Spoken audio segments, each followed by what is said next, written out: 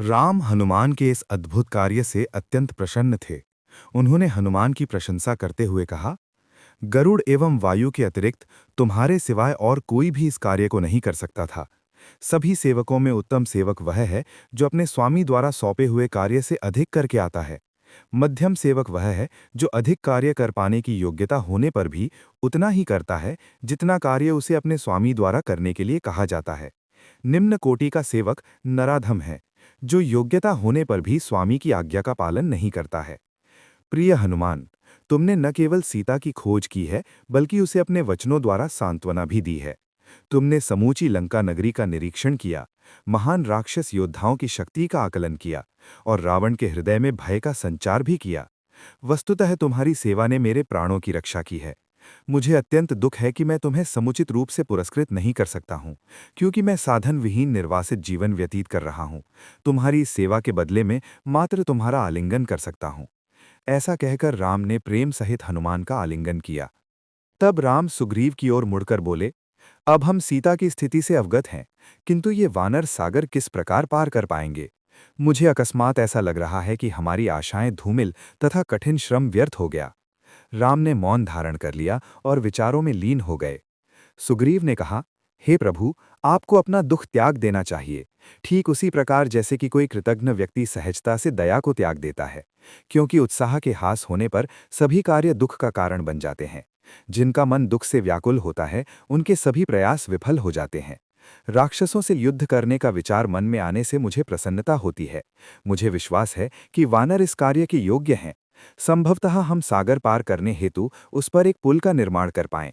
यदि वानर केवल लंका तक भी पहुंच जाएं, तो मुझे विश्वास है कि वे विजयी होंगे।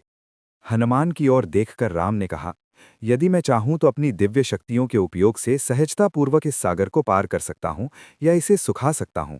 तुम मुझे लंका की किलाबंदी के विषय में तथा अन्य कोई संबद्ध सूचना हो तो विस्तार पूर्वक बताओ। हनुमान ने उत्साहपूर्वक उत्तर दिया, लंका में 4 प्रकार की सुरक्षा व्यवस्था है। उनकी प्रथम सुरक्षा व्यवस्था तो प्राकृतिक है। नगर पर्वत के शिखर पर स्थित है, जो चारों ओर से नदी तथा घने वनों से घिरा हुआ है। उसमें दुर्ग हैं। लंका ऊंची सुवर्ण दीवारों से घिरी है और उसमें चारों दिशाओं की ओर 4 विशाल द्वार हैं, जो विशालकाय प्रक्षेपास्त्रों से युक्त हैं। उन दीवारों के चारों ओर विस्तृत घाटी है, जिसमें भयानक घड़ियाल हैं। घाटियों पर उठाए जाने योग्य 4 विस्तृत पुल हैं, जो द्वारों से लगे हुए हैं। जब मैंने लंका में आग लगाई, तब मैंने इन पुलों को नष्ट कर दिया और उनके अनेक भागों को तोड़कर नीचे गिरा दिया। मेरे प्रिय प्रभु राम, मेरी विनती है कि केवल अंगद, द्विविद, मयंद, जाम्बवान, पनस, नील और स्वयं मैं, ये सभी महान योद्धा छलांग लगाकर लंका जाएं। हम अकेले ही रावण को पराजित कर सकते हैं, अतः हमें वानरों की पूरी सेना को सागर पार करवाने की चिंता नहीं करनी चाहिए। राम ने कहा, यह मेरी प्रतिज्ञा है कि मैं स्वयं लंका को विध्वंस करूंगा। सुग्रीव की ओर मुड़कर राम ने कहा, सूर्य देशांतर रेखा पर है और अभिजीत कहलाने वाला शुभ मुहूर्त आ गया है। एक सैन्य दल के युद्ध हेतु प्रस्थान करने के लिए यह श्रेष्ठ समय है। मेरी दाईं पलकें फड़क कर विजय की पूर्व सूचना दे रही हैं। अतः वानरों को एकत्रित करो ताकि हम शीघ्र लंका के लिए प्रस्थान करें। लक्ष्मण और सुग्रीव ने राम द्वारा की गई पहल की प्रशंसा की और क्षण भर में ही वानरों के झुंड कंदराओं तथा वन के पर्वतों की ढलान से निकलकर आने लगे। राम ने नील को आदेश दिया, मैं चाहता हूं कि तुम सेना के आगे चलो। अपने साथ कुछ वानरों को लेकर उन्हें सभी दिशाओं में भेज दो। शत्रु के योद्धा हम पर गुप्त रूप से आक्रमण करने की प्रतीक्षा में हो सकते हैं। दुर्बल वानरों को अंतिम पंक्ति में रखो, क्योंकि भीषण संघर्ष होने वाला है। तब राम ने सेना की व्यवस्था इस प्रकार की जिससे कि वे सेना के मध्य में हनुमान की ओर और लक्ष्मण अंगद की पीठ सवार रहें। जब सुग्रीव ने सभी वानरों को राम के आदेशों से अवगत करवाया, तो सेना दक्षिण दिशा की ओर प्रस्थान करने लगी। शक्तिशाली वानर साहस का प्रदर्शन करते हुए आगे बढ़ा चले। वे सिंह की भांति गर्जना करते और ऊपर नीचे उछलते। कभी कभी वे एक दूसरे के ऊपर से कूद कर जाते और क्रीड़ावत ही कभी एक दूसरे को वायु में उछाल देते। प्रसन्न किंतु विनोदपूर्ण उत्तेजना के साथ वे शक्तिशाली वानर अपनी पूंछ हिलाते हुए लताओं को उखाड़ते और पर्वतों पर ऊपर नीचे चढ़कर पत्थरों को इधर उधर गिरा देते। यात्रा के दौरान लक्ष्मण ने राम से कहा, हमारे चारों ओर व्याप्त मंगल चिन्हों को तनिक देखिए। शीतल सुगंधित हवा बह रही है और वन के प्राणियों का कोलाहल अत्यंत संतोषजनक प्रतीत होता है। वस्तुतः भूमि भी शांत स्थिति में प्रतीत होती है और ऊपर सूर्य कुछ अधिक तेजस्वी प्रतीत होता है। सीता की मुक्ति हेतु युद्ध की इच्छुक सेना रात दिन चलती रही। चलते हुए वानरों ने स्नान किया और पर्वतीय झीलों में क्रीड़ा की। फल मूल खाए और मधु भी पिया। अंततः राम महेंद्र पर्वत पर पहुंचे और पर्वत के शिखर पर चढ़ गए। वहां से उन्हें क्षितिज तक विस्तृत विशाल सागर दिखाई पड़ा। जब राम नीचे उतरकर वानरों के निकट आ गए तब सभी ने पुनः प्रस्थान किया। वे शीघ्र ही सागर तट के निकट पहुंच गए। वहां पहुंचकर राम ने सुग्रीव से कहा, हमारे समक्ष अभी सागर पार करने की चुनौती है, हम इसे कैसे पार कर सकते हैं? वानरों को अपना शिविर लगाने दो, तब तक हम लंका पहुंचने का कोई उपाय खोजते हैं। वानरों के झुंड जब अपने शिविर लगाने में व्यस्त थे तब ऐसा लगता था मानो वहां एक विशाल बादामी सागर हो जिसमें बादामी उग्र लहरें उठ रही हों। वानरों के प्रमुख ने विशाल सागर को चकित होकर देखा, जो निम्नतम लोकों तक जाता था तथा असुरों की शरण स्थली था।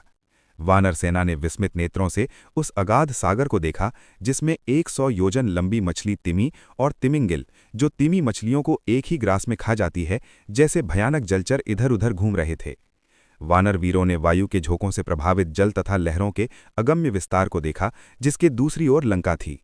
विश्राम के लिए बैठे हुए राम ने लक्ष्मण से कहा, ऐसा कहा जाता है कि समय के साथ शोक भी कम हो जाता है, किंतु सीता के वियोग के मेरे शोक में तो प्रतिदिन वृद्धि होती जा रही है। हे लक्ष्मण, मुझे सर्वाधिक वेदना ये सोचकर होती है कि सीता को दिया हुआ समय सतत व्यतीत होता जा रहा है। उस समय की लालसा से मेरा हृदय जल रहा है जब मैं रावण का वध करके सीता को मुक्त करवाऊंगा। इसके पश्चात ही मेरा शोक समाप्त होगा। इधर राम अपना शोक लक्ष्मण के सम्मुख प्रकट कर रहे थे और उधर शनैः शनैः सूर्य अस्त होने लगा था।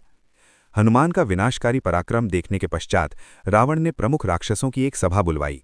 राक्षसों के राजा ने कहा, अभेद्य लंका का विनाश हो गया है, मेरे महलों का विध्वंस कर दिया गया है और अनेक वीर राक्षस योद्धा मृत्यु को प्राप्त हुए हैं। प्रामाणिक विचार के अनुसार अच्छा परामर्श विजय का मूल कारण होता है, इसीलिए मैंने तुम सभी को यहाँ बुलवाया है। इस विश्व में 3 प्रकार के मनुष्य होते हैं। उत्तम कोटि के बुद्धिमान व्यक्ति, जो कार्य करने से पहले समान रुचि वाले, अपने से अधिक अनुभवी व्यक्तियों और मित्रों से परामर्श लेते हैं, तब उनके परामर्श के अनुसार अपनी पूरी क्षमता लगाकर और अंततः विधाता पर निर्भर रहते हुए कार्य करते हैं। मध्यम कोटि के व्यक्ति किसी भी विषय पर स्वयं विचार करते हैं, वे अपनी समझ के अनुसार ही कार्य संपादित करते हैं। निम्न कोटि के व्यक्ति भगवान में पूर्ण रूपेण आस्था छोड़कर मनमाने ढंग से कर्तव्य बोध किए बिना कार्य करते हैं। अपने लाभ तथा हानि का निर्धारण कर पाने में अयोग्य ऐसे व्यक्ति बिना कुछ सोचे समझे कार्य करते जाते हैं और कहते हैं, जो भी हो मैं इसे करूंगा ही। उसी प्रकार से परामर्श भी 3 प्रकार के होते हैं। कठिनाई को भली भांति परखने के पश्चात धार्मिक सिद्धांतों के अनुसार दिया गया परामर्श उचित परामर्श है। मध्यम कोटि का परामर्श तर्क वितर्क के आधार पर दिया जाता है और उसमें धार्मिक सिद्धांतों की अपेक्षा स्वयं की रुचि पर अधिक ध्यान दिया जाता है। निम्न कोटि का परामर्श मिथ्या प्रशंसा अथवा चापलूसी के लिए दिया जाता है और उससे होने वाले प्रभावों पर भी समुचित विचार नहीं किया जाता है। मुझे विश्वास है कि राम शीघ्र ही अपनी वानर सेना के साथ लंका पर आक्रमण करने वाला है। जनस्थान में उसके पराक्रम का प्रदर्शन हुआ था, अतः मुझे इसमें कोई संदेह नहीं कि वो सहजतापूर्वक सागर पार कर जाएगा। मेरे प्रिय राक्षसों, तुम सब बुद्धिमान हो, मैं तुमसे परामर्श लेना चाहता हूं कि हमें अपने कल्याण के लिए क्या करना चाहिए। राम की शक्ति से अनभिज्ञ तथा अपने स्वामी को प्रसन्न करने को उत्सुक राक्षसों ने कहा, आपको भयभीत होने की क्या आवश्यकता है? आप तो अकेले ही अपने शत्रु को परास्त करने का सामर्थ्य रखते हैं। स्मरण कीजिए कि कैसे आपने कुबेर को पराजित करके उससे लंका प्राप्त कर ली और किस प्रकार मय दानव ने भयभीत होकर अपनी पुत्री मंदोदरी को आपको सौंप दिया। आप व्यर्थ चिंता क्यों करते हैं? आप शांति से विश्राम करें। आपके पुत्र इंद्रजित राम एवं समस्त वानरों का विनाश उनके सागर पार करने से पूर्व ही कर देंगे। पहले इंद्रजित ने सभी देवताओं को परास्त करके इंद्र को बंदी बनाकर लंका में रखा था। केवल ब्रह्मा के आग्रह पर ही इंद्र को मुक्ति दी गई और उसे स्वर्ग का पद पुनः प्राप्त हुआ।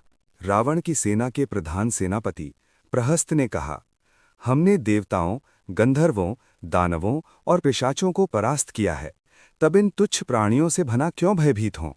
हनुमान अपना पराक्रम इसलिए प्रदर्शित कर पाया क्योंकि हम सब उसे मात्र एक वानर समझकर असावधान थे।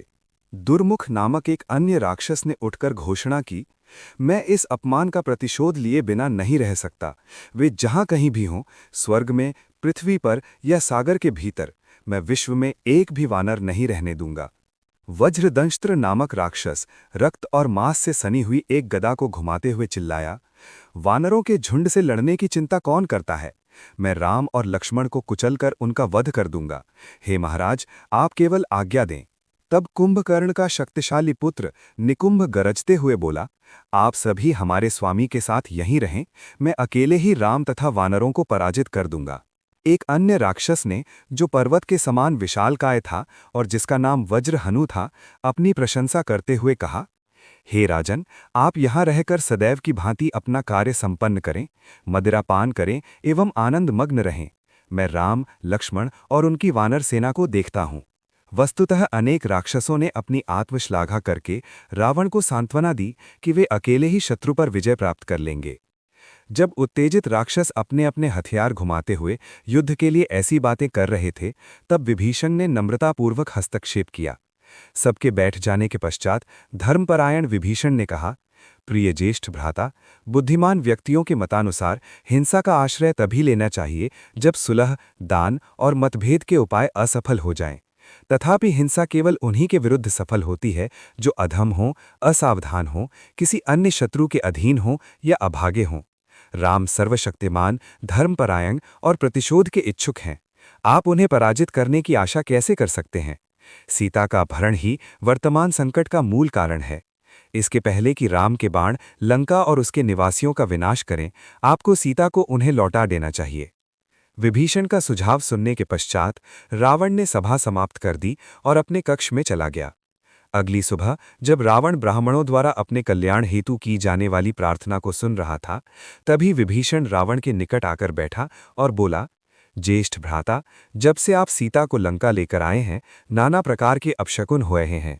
यज्ञ की अग्नि से अग्निकण तथा धुआं निकल रहा है। पाकशाला तथा यज्ञस्थल के समीप सर्प घूम रहे हैं। यज्ञ में अर्पित की जाने वाली वस्तुएं कभी कभी चींटियों से भरी होती हैं और काक के झुंड महलों की छतों पर बैठे रहते हैं। नगर के ऊपर गिद्ध सतत मंडरा रहे हैं और मादा सियार प्रतिदिन प्रातःकाल और सायंकाल करुण क्रंदन करती हैं। ये आपके सीता को अपहरित करने के पापमय कृत्य के कारण है। हे रावण, आपका एकमात्र प्रायश्चित यही है कि आप तुरंत सीता को राम को लौटा दें। मैं सत्य वचन कह रहा हूं, क्योंकि अन्य मंत्री आपकी मिथ्या प्रशंसा करते हैं, क्योंकि उन्हें आपके अप्रसन्न हो जाने का भय है। चूंकि रावण सीता के प्रति काम वासना से व्याकुल था, अतः अपने भाई के उस विवेकपूर्ण परामर्श से क्रोधित हो उठा। उसने लगभग चिल्लाते हुए कहा, मुझे राम या किसी से भी कोई भय नहीं है। मैं किसी भी परिस्थिति में सीता को वापस नहीं दूंगा। मेरे प्रिय अनुज, तुम जाकर अपना कार्य संभालो। सीता का अपहरण किए जाने के पश्चात रावण उनके प्रति अपनी अपूर्ण वासना के कारण दुर्बल हो गया था। उसके इस घृणित कृत्य के कारण उसके संबंधी भी उसका अनादर करने लगे थे। युद्ध को सन्निकट जानकर राक्षसों के राजा ने पुनः अपने मंत्रियों से परामर्श लेना चाहा। अगले दिन उसने उन्हें पुनः एकत्रित होने की आज्ञा दी। जब रावण अपने रथ पर सवार होकर सभा कक्ष में आया, तब सभी ने अपना सिर झुकाकर उसका सम्मान किया। सहस्त्रों तुरहियों की ध्वनि से उसके आगमन की घोषणा हुई। रावण ने अपने सेनाध्यक्ष से कहा, प्रहस्त, तुम शीघ्र जाकर सेना को नगर की आंतरिक एवं बाह्य सुरक्षा के लिए तैयार करो। जब प्रहस्त सेना की तैयारी का निरीक्षण करने गया, तब रावण ने सभा को संबोधित करते हुए कहा, राक्षसों, मुझे ये घोषणा करते हुए हर्ष हो रहा है कि 6 मास तक निद्रा में रहने के पश्चात कुंभकर्ण जाग गया है और अपनी उपस्थिति से हमें सम्मानित कर रहा है। सभी ध्यान से सुनो, क्योंकि मैं तुम सभी को भली भांति अपनी स्थिति का बोध करवाना चाहता हूं। जैसा कि तुम्हें ज्ञात है, मैं सुंदरांगी सीता के प्रति आसक्त हो गया हूं। वस्तुतः मैं उसको प्राप्त करने के लिए अपनी इच्छा के अधीन हूं। तब स्वयं को भद्र व्यक्ति के रूप में प्रस्तुत करने के लिए रावण ने एक असत्य कथा गढ़कर सुनाई। सीता को मेरी पत्नी बनना स्वीकार है, किंतु 1 वर्ष की अवधि के समाप्त होने के पश्चात, और इतना ही समय मैंने राम को सीता को मुक्त करवाने के लिए दिया था। मैंने अब तक धैर्य रखा, किंतु अब लगता है कि राम लक्ष्मण सहित वानरों की विशाल सेना लंका पर आक्रमण करने की तैयारी कर रही है। वास्तव में मुझे नहीं लगता कि 2 साधारण मनुष्यों तथा वानरों की एक सेना से कोई खतरा है, किंतु जब मात्र एक वानर हनुमान इतना विस्तृत विनाश करके चला गया, तब मानना पड़ेगा कि विजय अनिश्चित है। अतएव मैंने तुम सभी को बुलवाया है। मैं चाहता हूं कि तुम सभी मुझे राम का वध करने का कोई उपाय बताओ, ताकि मैं सीता को अपने लिए रख सकूं। तब कुंभकर्ण उठकर खड़ा हुआ और जोर से बोला, अरे मूर्ख राजा, सीता का अपहरण करने की योजना बनाते समय तुम हमारे परामर्श का अनुसरण करते तो पश्चाताप करने से बच जाते।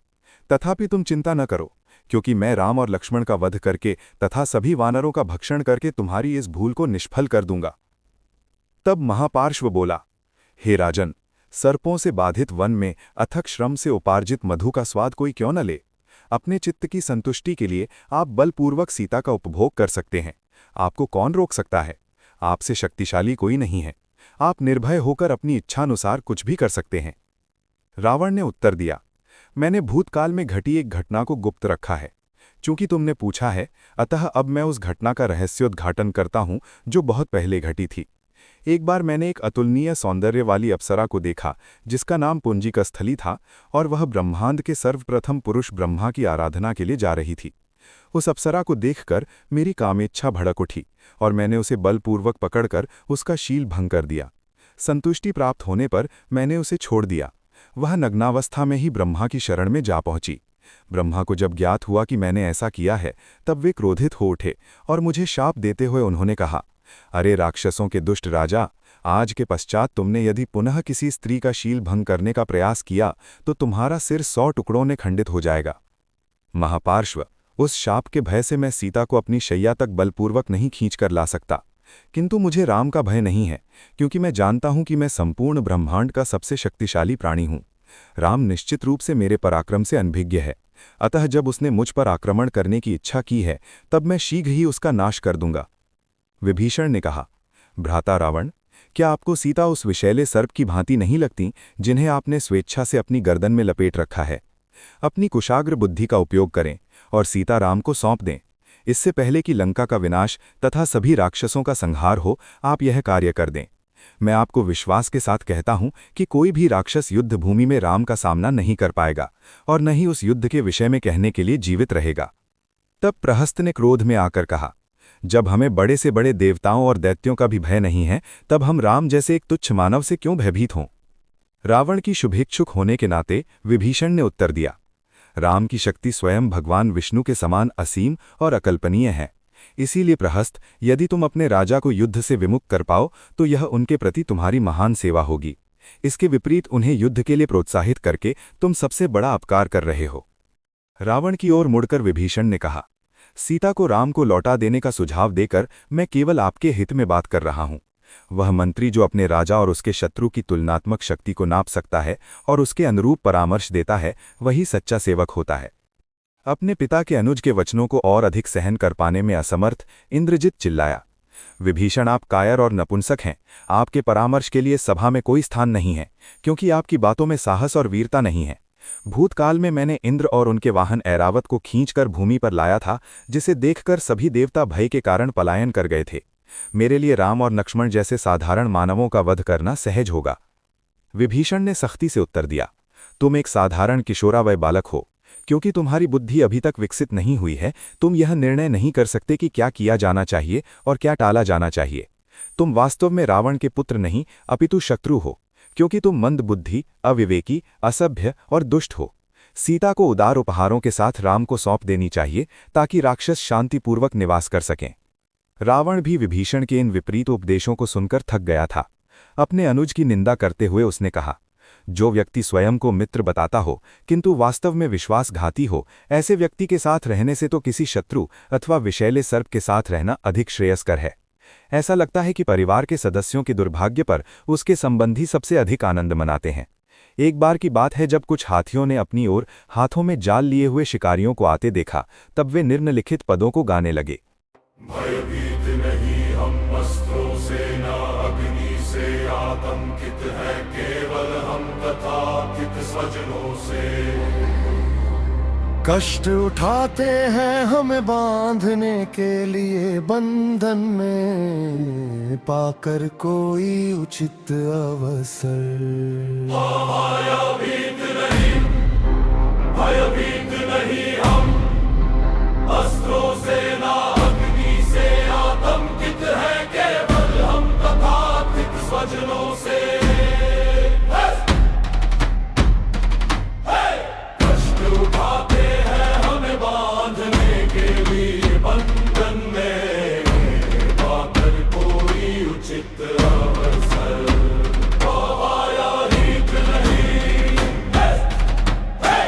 गायों से हम दूध प्राप्त करते हैं, ब्राह्मणों में हम आत्मसंयम के दर्शन करते हैं, स्त्रियों में अस्थिरता देखते हैं और संबंधी हमें विपत्ति में डालते हैं। विभीषण, तुम मुझसे ईर्ष्या करते हो। यही कारण है कि मुझे सम्मान मिलता हुआ देखकर तुमसे सहन नहीं हो पा रहा है। यदि कोई और तुम्हारे जैसा बोलता तो मैं तुरंत उसका वध कर देता। अरे नीच भाई, तुम मेरे कुलीन परिवार के लिए कलंक हो। रावण की भर्त्सना से क्रुद्ध विभीषण हाथ में गदा लिए अपने 4 अनुचरों सहित उठा और बोला, हे राजन, यद्यपि आप मुझसे श्रेष्ठ हैं, किंतु अब मैं आपके वचनों को और सहन नहीं कर सकता हूं, क्योंकि आपने अधर्म का मार्ग अपना लिया है। केवल रुचिकर वचन बोलकर मिथ्या प्रशंसा करने वाले व्यक्ति सुलभ हैं, किंतु ऐसे व्यक्ति जो वास्तव में किसी के कल्याण के लिए अरुचिकर किंतु सत्य वचन बोलते हैं, विश्व में दुर्लभ हैं। हे रावण, मैंने आपको राम के हाथों मारे जाने से बचाने की आशा से परामर्श दिया है, किंतु आपने मेरे परामर्श को अस्वीकार कर दिया है। मैं आपको शुभकामना देता हूं, किंतु मेरे भ्राता, मैं अब यहां आपके साथ नहीं रह सकता हूं। विभीषण और उसके अनुचर वहां से चल दिए और 1 घंटे के भीतर ही राम के शिविर में पहुंच गए। जब वानरों ने विभीषण को ऊपर मंडराते हुए देखा, तब ऐसा लगा मानो मेरू पर्वत की चोटी बिजली की कांति से देदीप्यमान हो उठी हो। ये देखकर सुग्रीव ने हनुमान से कहा, सावधान, ये राक्षस अवश्य ही हमारा वध करने आया है। सभी वानर पत्थर उठाकर एवं वृक्ष उखाड़कर सुग्रीव के आदेश की प्रतीक्षा करने लगे। विभीषण ने निवेदन किया, हे वानर राज, मैं रावण का अनुज हूं। मैंने रावण का भूतपूर्व मंत्री होने के नाते उसे बार बार राम सीता को सौंप देने का सुझाव दिया। रावण ने कटु वचन कहकर मेरी निंदा की, अतएव मैं अपना घर, पत्नी और बच्चों को त्याग कर राम के चरण कमलों की शरण लेने आया हूं। कृपया जाकर उन्हें मेरे उद्देश्य से अवगत करवाएं। सुग्रीव राम के निकट जाकर बोले, शत्रु पक्ष का एक राक्षस आया है। वो कहता है कि उसने रावण को त्याग दिया है, परंतु उसके कथन का विश्वास नहीं किया जा सकता। वास्तव में एक राक्षस पर कभी किसी को विश्वास नहीं हो सकता। वो गुप्तचर हो सकता है। यदि उसका विश्वास करके हम थोड़ी भी प्रतीक्षा करें तो हम पर विपत्ति आ सकती है। मेरा सुझाव है कि उसका तुरंत वध कर देना चाहिए। किंतु राम ने हनुमान के दल में जाकर वहां के वानरों से उनके विचार पूछे। वानरों ने उत्तर दिया, प्रभु राम, हम जानते हैं कि आप त्रिकालदर्शी और सर्वज्ञ हैं। ऐसा पूछकर आपने हमें सम्मानित किया है। तब अंगद ने कहा, यदि इस राक्षस की उपस्थिति से हमें कुछ लाभ मिले तो उसे सावधानीपूर्वक स्वीकार कर लेना चाहिए, किंतु यदि उसका व्यवहार भय उत्पन्न करे तब उसे भगा देना चाहिए। सरब ने कहा, हमें किसी को उस पर दृष्टि रखने का कार्य सौंपना चाहिए। भली भांति परीक्षण करने के पश्चात यदि वो हमारा मित्र प्रमाणित होता है तो हमें उसका स्वागत करना चाहिए। जामवान ने सबको सावधान करते हुए कहा, हमें अत्यंत सावधानी तथा संशय युक्त होकर उसका ध्यान रखना होगा। उसी प्रकार मयंद ने परामर्श दिया, उसकी भली भांति जांच करके ही कोई निर्णय लेना चाहिए। तब कुशाग्र बुद्धि वाले तथा वाक्पटु हनुमान ने कहा, हमारे पास विभीषण को परखने के लिए समय नहीं है। मेरे विचार में वो यहाँ पर राम की शरण की आशा में पूर्ण निष्ठा सहित आया है।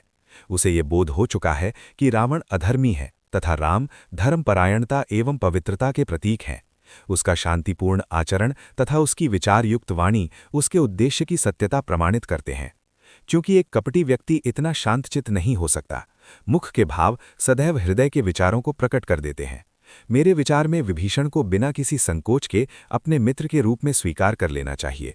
यद्यपि राम हनुमान की बात से प्रसन्न हुए, सुग्रीव ने कहा, क्योंकि विभीषण ने विपत्ति काल में अपने सगे भाई को त्याग दिया है, तो ये समझना चाहिए कि ऐसा कोई नहीं जिसके साथ वो छल नहीं कर सकता है। तब राम ने उत्तर दिया, मुझे विश्वास है कि विभीषण ने निष्कपटता से रावण का त्याग किया है। राजकुलों में ऐसे विरोध प्रायः हुआ करते हैं। चलो हम सब अपने मित्र के रूप में उसका स्वागत करें।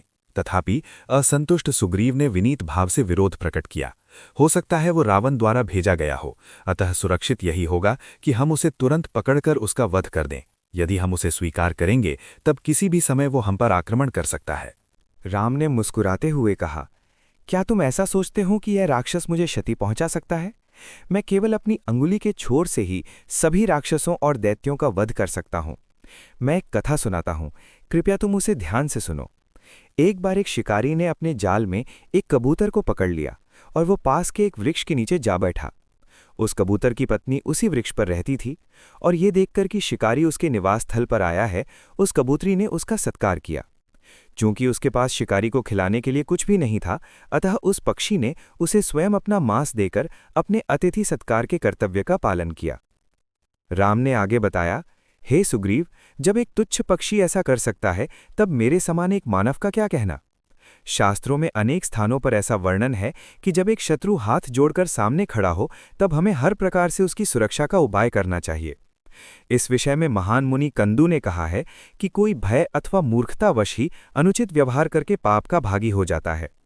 इसके अतिरिक्त परम पुरुषोत्तम भगवान होने के नाते ये मेरा शाश्वत सिद्धांत है कि जब कोई भी प्राणी मेरी शरण में आकर एक बार कहे मैं आपका हूं, तब मैं उसे सभी प्रकार के भय से मुक्ति प्रदान करता हूं।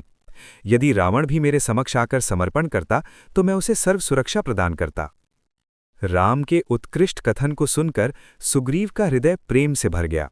आंखों में आंसू भरकर सहमति के स्वर में उसने कहा, हे राम, आपके वचन और आपके कर्म सदैव ही आपके श्रेष्ठ व्यक्तित्व के अनुरूप होते हैं। मुझे भी लगता है कि विभीषण निष्कपट है, अतः अविलंब हम चलकर उससे मित्रता कर लें। सुरक्षा का आश्वासन पाकर विभीषण उतरकर पृथ्वी पर आया और भगवान राम के चरण कमलों पर गिर गया। संपूर्ण समर्पित भाव से उसने बताया, मैं राक्षसों का राजा का कनिष्ठतम अनुज विभीषण हूं। यद्यपि मैंने राक्षसों के राजा को उसके हित के लिए सीख दी, किंतु उसने मेरी भर्त्सना की। अतएव मैं अपना गृह, कुल, संपत्ति तथा लंका को भी छोड़कर आपकी विशुद्ध भक्तिमय सेवा में संलग्न होने के लिए चला आया हूं। अब मेरे जीवन का सूत्र आपके हाथों में है और मैं आपसे प्रार्थना करता हूं कि आप मुझे अपनी अहेतुकी कृपा का आशीष दें। विभीषण पर इस प्रकार की प्रेम दृष्टि डालते हुए मानो वे अपने नेत्रों से उसका पान कर रहे हों, राम ने उससे आग्रह किया कि वो शत्रु पक्ष के बल एवं उसकी दुर्बलताओं का वर्णन करे। उत्तर में विभीषण ने कहा, रावण को ब्रह्मा द्वारा ये वरदान प्राप्त है कि देवता, गंधर्व, दैत्य, दानव और नाग इनमें से कोई भी उसका वध नहीं कर सकता है। केवल मनुष्यों को छोड़कर, जिन्हें वो अति तुच्छ समझता है, किसी भी अन्य प्राणी द्वारा उसकी मृत्यु नहीं हो सकती। रावण का अनुज कुंभकर्ण पर्वत के समान विशालकाय है और इंद्र के समान शक्तिशाली है।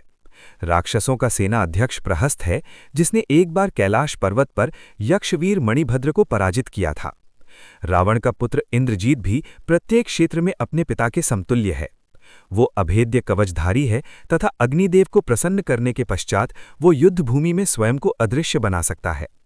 महोदर, महापार्श्व तथा अकंपन के दल में भी लाखों राक्षस हैं। सभी भयंकर हैं तथा अपनी इच्छा के अनुसार अपना वेश परिवर्तित कर सकते हैं। राम ने कहा, विभीषण, मैं रावण के पराक्रम से परिचित हूं। मैं तुम्हें वचन देता हूं कि उसे तथा अन्य राक्षसों का वध करने के पश्चात मैं लंका का राज सिंहासन तुम्हें सौंप दूंगा। बदले में विभीषण ने राम को ये आश्वासन दिया कि लंका पर विजय प्राप्त करने में वो राम की सहायता करेगा। राम अपने भक्त से अत्यंत संतुष्ट थे। भाव विभल होकर विभीषण का आलिंगन करने के पश्चात राम ने लक्ष्मण को सागर जल लाने की आज्ञा दी ताकि वे उसी समय राज अभिषेक संस्कार संपन्न कर सकें। उस राक्षस पर भगवान राम की असाधारण कृपा देखकर वानर अत्यंत हर्ष से प्रफुल्लित होकर जय जयकार करने लगे। हनुमान और सुग्रीव ने कहा, हमें विश्वास है कि हम राक्षसों से कड़ा संघर्ष करेंगे, किंतु इस अगाध सागर को पार करने की समस्या से हम चिंतित हैं। संभवतः आप इस विषय में कोई सुझाव दे पाएं। विभीषण ने कहा, मेरा सुझाव है कि राम सागर देव वरुण का आवाहन करें। बहुत पहले राम के पूर्वज सगर महाराज ने सागर देव के जल क्षेत्र का विस्तार किया था। उनकी उस सेवा के कारण सागर अवश्य ही राम की सहायता करेंगे। सुग्रीव ने विभीषण का ये प्रस्ताव राम एवं लक्ष्मण के समक्ष रखा। राम को ये सुझाव उचित लगा, तथापि उन्होंने सुग्रीव से कहा, मैं वैसा ही करूंगा जैसा तुम और लक्ष्मण कहोगे। सुग्रीव और लक्ष्मण ने विभीषण के प्रस्ताव को तुरंत स्वीकार किया। तत्पश्चात राम कुश के आसन पर सागर की ओर मुख करके बैठ गए। इस बीच शार्दुल नाम के एक गुप्तचर ने वानरों को देखा और रावण के पास जाकर उसे ये सूचना दी कि कैसे वानर सेना ने सभी दिशाओं में 80 मील की दूरी के घेरे में अपना शिविर स्थापित किया है। व्याकुल होकर रावण ने अपने दूत शुक को सुग्रीव के पास जाकर ये संदेश देने की आज्ञा दी, मैंने तुम्हें कभी किसी प्रकार की क्षति नहीं पहुंचाई है, फिर भी तुम लंका पर आक्रमण करने की तैयारी क्यों कर रहे हो? सीता के अपहरण से तुम्हारा कोई सरोकार नहीं है। तुम किष्किंधा में हटकर शांतिपूर्वक जीवन यापन करो, यही तुम्हारे लिए उचित होगा।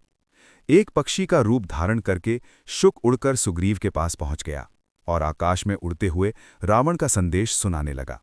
किंतु जब शुक बोल रहा था तब कुछ वानरों ने वायु में उछलकर शुक को पकड़ लिया, उसे खींचकर भूमि पर ले आए, उसके पंखों को काट दिया और उसे निर्दयतापूर्वक पीटा। अतिशय शोक के कारण वो चिल्ला उठा, हे राम, धर्मपरायण व्यक्ति कभी किसी दूत का वध नहीं करते हैं। राम ने हस्तक्षेप किया और उस पक्षी को आकाश में उड़ जाने दिया। ऊपर जाकर उसने सुग्रीव से रावण के लिए संदेश देने की बात पूछी। सुग्रीव ने उत्तर दिया, अपने स्वामी से जाकर कहना, अरे रावण, तुम अपने राजकुल पर कलंक हो, क्योंकि तुमने परस्त्री के उपभोग की चेष्टा की है। इसके परिणाम स्वरूप जब मेरी सेना सागर पार करके लंका आएगी, तब राम तुम्हारा और तुम्हारे संबंधियों का वध कर देंगे। तब अंगद ने कहा, ये पक्षी दूत नहीं अपितु एक गुप्तचर प्रतीत होता है, जो हमारी सेना की शक्ति का भेद शत्रु पक्ष को देना चाहता है। अतएव इसे तुरंत पकड़ लेना चाहिए। इसे आज्ञा मानकर वानर पुनः आकाश में उछल पड़े और शुक को पुनः पकड़कर उसे रस्सी से बांध दिया। शुक ने पुनः राम से निवेदन किया और राम ने कृपापूर्वक उसे आश्वासन दिया कि लंका जाकर उसे मुक्त कर दिया जाएगा। तत्पश्चात राम ने सागर देव से सविनय प्रार्थना की।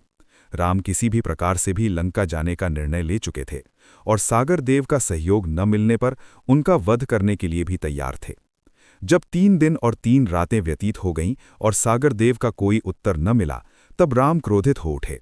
उन्होंने लक्ष्मण से कहा, अब मैं व्यावहारिक रूप से देख रहा हूं कि इस भौतिक जगत में दुराचारी व्यक्तियों के समक्ष धैर्य, क्षमाशीलता एवं नम्रता जैसे गुण अनुपयोगी हैं।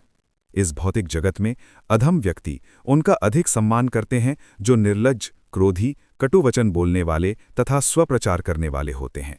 मेरी सहनशीलता एवं नम्रता के कारण सागर मुझे निर्बल समझ रहा है, अतएव वो मेरे समक्ष नहीं आएगा। लक्ष्मण, मुझे मेरा धनुष दो और मैं सागर को सीख देता हूं। देखो, मैं सागर का जल कैसे सुखा देता हूं। इसके पश्चात वानर बिना किसी कठिनाई के चलकर ही लंका तक जा सकते हैं। राम का क्रोध अग्नि की भांति भड़क उठा। उन्होंने अपना शक्तिशाली धनुष साध लिया और एक भयंकर टंकार भरी, जिससे संपूर्ण पृथ्वी कांप उठी। राम ने जल की तह में बाण मारे, जिससे पूरे सागर में उपद्रव मच गया। ऊंची ऊंची लहरें उठने लगीं। उसमें रहने वाले राक्षसों, नागों सहित सभी जीव भयभीत हो गए। जैसे ही राम ने अपने सबसे शक्तिशाली ब्रह्मास्त्र का आह्वान किया, लक्ष्मण ने राम का धनुष पकड़ लिया और कहा, मेरे प्रिय भाता, अपने क्रोध का शमन करें, अब और अधिक बाण न छोड़ें। सागर को सुखाने हेतु और भी कई शांतिपूर्ण उपाय होंगे, जिससे वानर उसे पार करके लंका जा सकेंगे। राम के इस क्रोध के इस असाधारण प्रदर्शन को देखकर आकाश में स्थित श्रेष्ठ ब्रह्मर्षि भी भयभीत हो गए। लक्ष्मण की विनती को अनसुना करते हुए राम ने ब्रह्मास्त्र बाण उठाकर सागर को धमकी दी, अब मैं तुम्हारा सारा जल सुखाकर मरुभूमि बना दूंगा। सागर देव, चूंकि तुम अहंकारवश मेरी सेवा हेतु नहीं आ रहे हो, अतः अब मैं अपने पराक्रम का उपयोग करूंगा, ताकि वानर पैदल ही लंका तक जा सकें। जैसे ही राम ने अपना धनुष खींचा, स्वर्ग और धरती कांपने लगे और आकाश अंधकारमय हो गया। वायु उग्र रूप धारण करके विशाल वृक्षों को उखाड़ने लगी तथा पर्वत की चोटियों को तोड़ने लगी। आकाश में बिजली चमकने लगी, उल्कापात होने लगा और चारों दिशाओं में गर्जना होने लगी। सागर अपनी सीमा पार करके 80 मील ऊपर बहने लगा और सभी प्राणी भय के मारे कांपने लगे। अब भी राम अपने निर्णय पर अटल रहे। अकस्मात जल में से सागर देव अनेक प्रज्वलित फनधारी सर्पों से घिरे हुए राम के सम्मुख प्रकट हुए। विशाल तरंगों द्वारा सागर के विशालकाय गढ़ियाल, कच्छप और मछलियां ऊपर की ओर उछाल दी जाने लगीं, अतः गंगा और सिंधु नदियों की देवियों सहित सागर देव तट की ओर बढ़े। लाल रंग के पुष्पों की माला धारण किए, स्वर्ण आभूषण तथा देदीप्यमान लाल रंग के वस्त्र पहने एवं वायु और मेघों से घिरे हुए सागर देव स्वयं राम के समीप हाथ जोड़कर आए और बोले, हे सर्वव्यापी परम पुरुष, हम मंद बुद्धि हैं और समझ नहीं पाए कि आप कौन हैं, किंतु अब हमें ज्ञात हो गया कि आप ही पूर्ण पुरुष और संपूर्ण ब्रह्मांड के स्वामी हैं, जो अपरिवर्तित और आदिपूर्ण पुरुषोत्तम भगवान हैं। देवी देवता सत्वगुण वाले, प्रजापति रजोगुण वाले और भूतों के देवता तमोगुण वाले होते हैं, किंतु आप तो इन सभी गुणों के स्वामी हैं। हे रघुवंश के प्रतिष्ठित वंशज, पृथ्वी, जल, अग्नि, वायु तथा आकाश सदा से ही अपने प्राकृतिक लक्षणों से प्रभावित हैं। जल का विशाल स्रोत होने के नाते मैं अगाध और पार किए जाने में असंभव हूँ। मुझे पार कर पाना संभव नहीं है। हे राम, केवल आपके लिए मैं विशेष सुविधा प्रदान करूंगा, जिससे आप मुझे पार कर सकें। हे प्रभु, आप जैसे चाहें वैसे मेरे जल का उपयोग कर सकते हैं। वस्तुतः आप इसे पार करके उस रावण के निवास तक जा सकते हैं। हे वीर योद्धा, यद्यपि मेरा जल आपके लंका जाने के मार्ग में किसी भी प्रकार का विघ्न उत्पन्न नहीं करेगा, तथापि आप इस पर सेतु का निर्माण करें ताकि आपकी अलौकिक कीर्ति का प्रसार हो। आपके प्रभुत्व का ये आश्चर्यजनक असाधारण कृत्य देखकर भविष्य में महान वीर और राजा आपका गुणगान करेंगे। यदि आप सेतु का निर्माण करेंगे तो मैं अपनी शक्ति द्वारा उसका भार वहन करूंगा और जल में तैरने वाले मगर शांत रहेंगे। इस प्रकार वानरों की आपकी विशाल सेना लंका पर आक्रमण कर सकेगी और आप अपनी प्रिय पत्नी सीता को पुनः प्राप्त कर सकेंगे। ब्रह्मास्त्र को अपने धनुष पर उसकी पूरी लंबाई तक खींचते हुए राम ने कहा, मुझे बताएं कि इस बाण को मैं कहाँ छोड़ूं, क्योंकि इसे अपने धनुष पर चढ़ा लेने के पश्चात मैं इसे वापस नहीं लेना चाहता। सागर ने बताया, उत्तर दिशा में द्रुमकुल्या नामक एक पवित्र स्थान है, जहां इस समय आभीर कहे जाने वाले पापी चोरों की एक भयंकर जाति निवास करती है। वहां उनके द्वारा सागर का जल पिए जाने के कारण उनके घृणित स्पर्श से मैं अस्वीकृत हो गया हूं। मेरे प्रभु, यदि आप अपना शक्तिशाली बाण वहां गिराएं तो मुझे अत्यंत प्रसन्नता होगी। उनके आग्रह के अनुसार राम ने द्रुमकुल्या पर अपना बाण गिराया। बाण पृथ्वी को बेधकर रसातल तक पहुंच गया और वहां का सारा जल छिद्र के द्वारा बहकर बाहर आ गया, जिससे भीतर का समूचा क्षेत्र सूख गया। जिस स्थान पर बाण गिरा था वो मरुकंतर के नाम से जाना गया और राम ने वरदान दिया कि कालांतर में ये भूमि फल, मधु तथा सभी प्रकार की वनस्पतियों तथा जड़ी बूटियों से संपन्न होगी। ये भूमि गायों के पालन के लिए उपयुक्त होगी तथा यहाँ के निवासियों को अधिक रोग नहीं होंगे। तब सागर ने कहा, हे राम, ये स्वर्ग के अभियंता तथा शिल्पकार विश्वकर्मा का पुत्र नल है। ये शक्तिशाली वानर आपका महान भक्त है। वास्तव में वो अपने पिता की भांति ही प्रतिभाशाली है।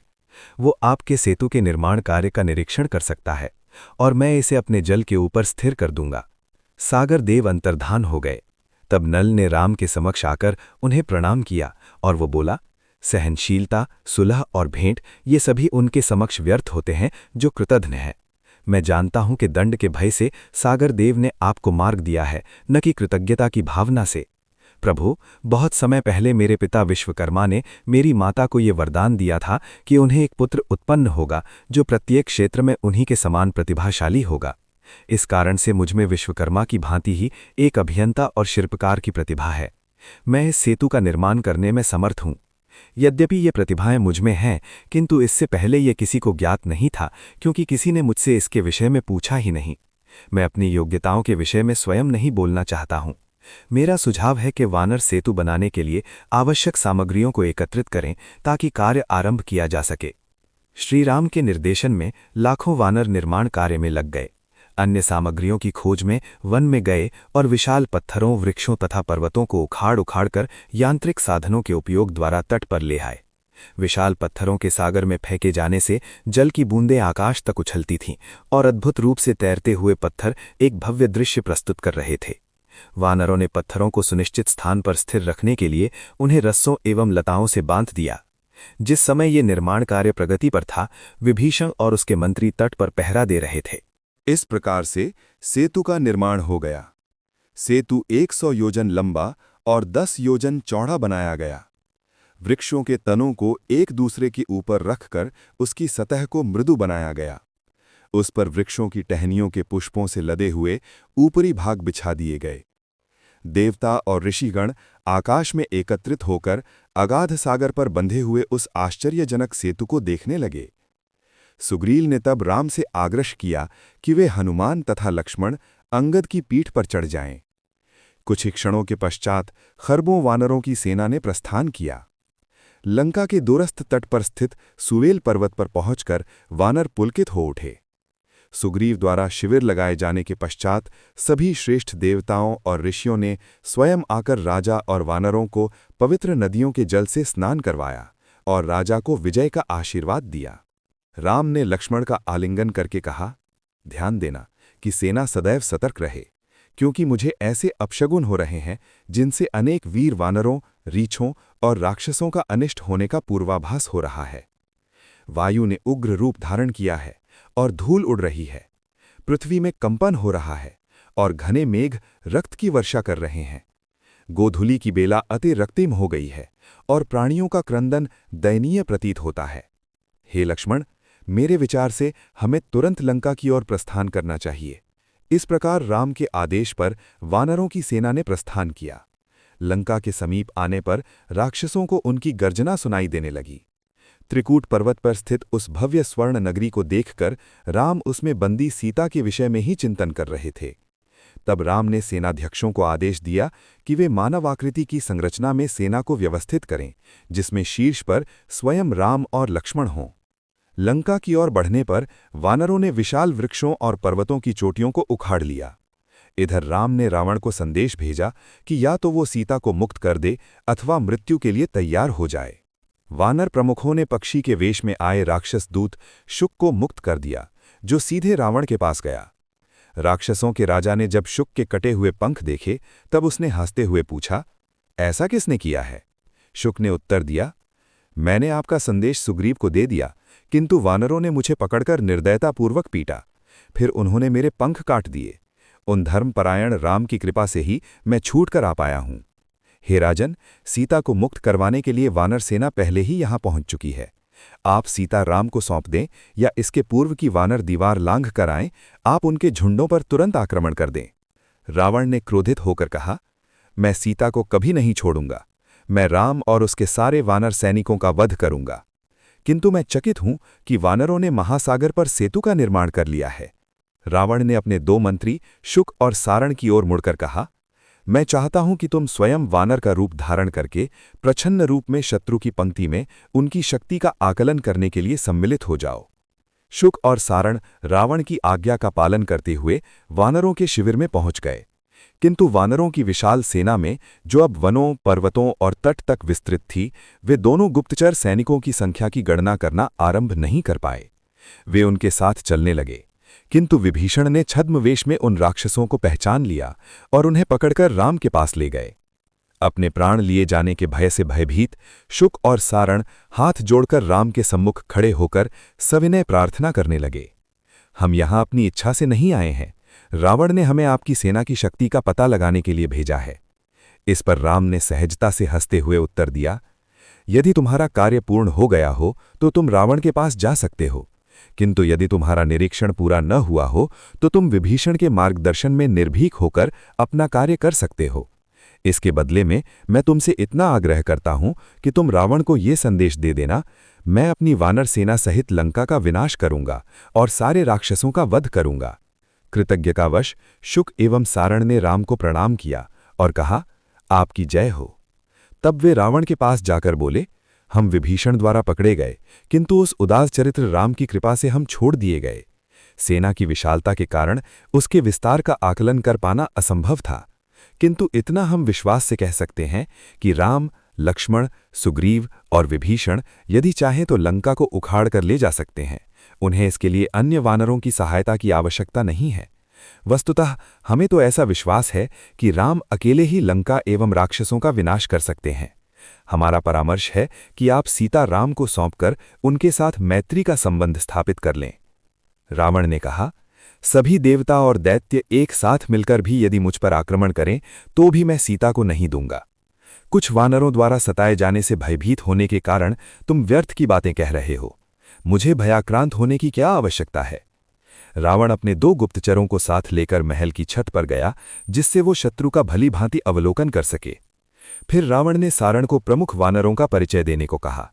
सारण ने अपने स्वामी को हनुमान, सुग्रीव, अंगद, नल, महिंद, द्विविद, श्वेत, पनस, विनता, गवय और रीछों के सेनाध्यक्ष धूम्र तथा उसके अनुज जामवान सहित सभी वीर योद्धाओं को दिखाया।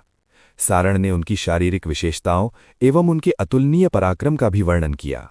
वानरों की सेना इतनी विशाल थी कि उसके विस्तार को बताने के लिए सारण को पहले गणना की वैदिक रीति की व्याख्या करनी पड़ी।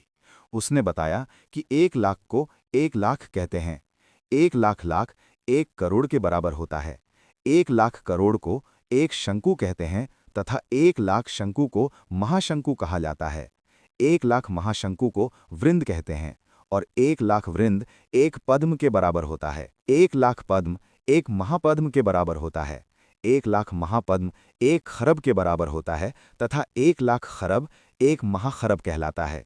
1 लाख महाखरब 1 सागर कहलाता है और 1 लाख सागर 1 ओघ कहा जाता है। 1 लाख ओघ महोघ कहलाता है। तब सारण ने बताया कि राम की सेना में कम से कम 1 करोड़ महोघ सैनिक सम्मिलित हैं। राम, लक्ष्मण तथा अन्य वानर वीरों को देखकर रावण क्रोधित हो गया। उसने शुक और सारण की भर्त्सना की। अपने क्रोध को नियंत्रित करने के प्रयास में उसने कहा, तुम सभी मेरे मंत्री समझे जाते हो, तथापि राजनीति से अनभिज्ञ हो और शत्रु की प्रशंसा करते हो। तुम्हारी वाणी अत्यंत अरुचिकर है। मैं भाग्यशाली हूं कि तुम जैसे अज्ञानी मूर्खा द्वारा निर्देशित होने पर भी मैंने दीर्घकाल से अपने साम्राज्य को कायम रखा है। तुम इतनी मूर्खतापूर्ण बातें कैसे करते हो? क्या तुम्हें अपनी मृत्यु का भय नहीं है? ये तो तुम्हारी पूर्व काल में की गई सेवा है, जिसके कारण मैं इसी क्षण तुम दोनों का वध नहीं कर रहा हूं। शुक और सारण रावण द्वारा इस प्रकार से की गई अपनी निंदा को सुनकर लज्जित हो गए।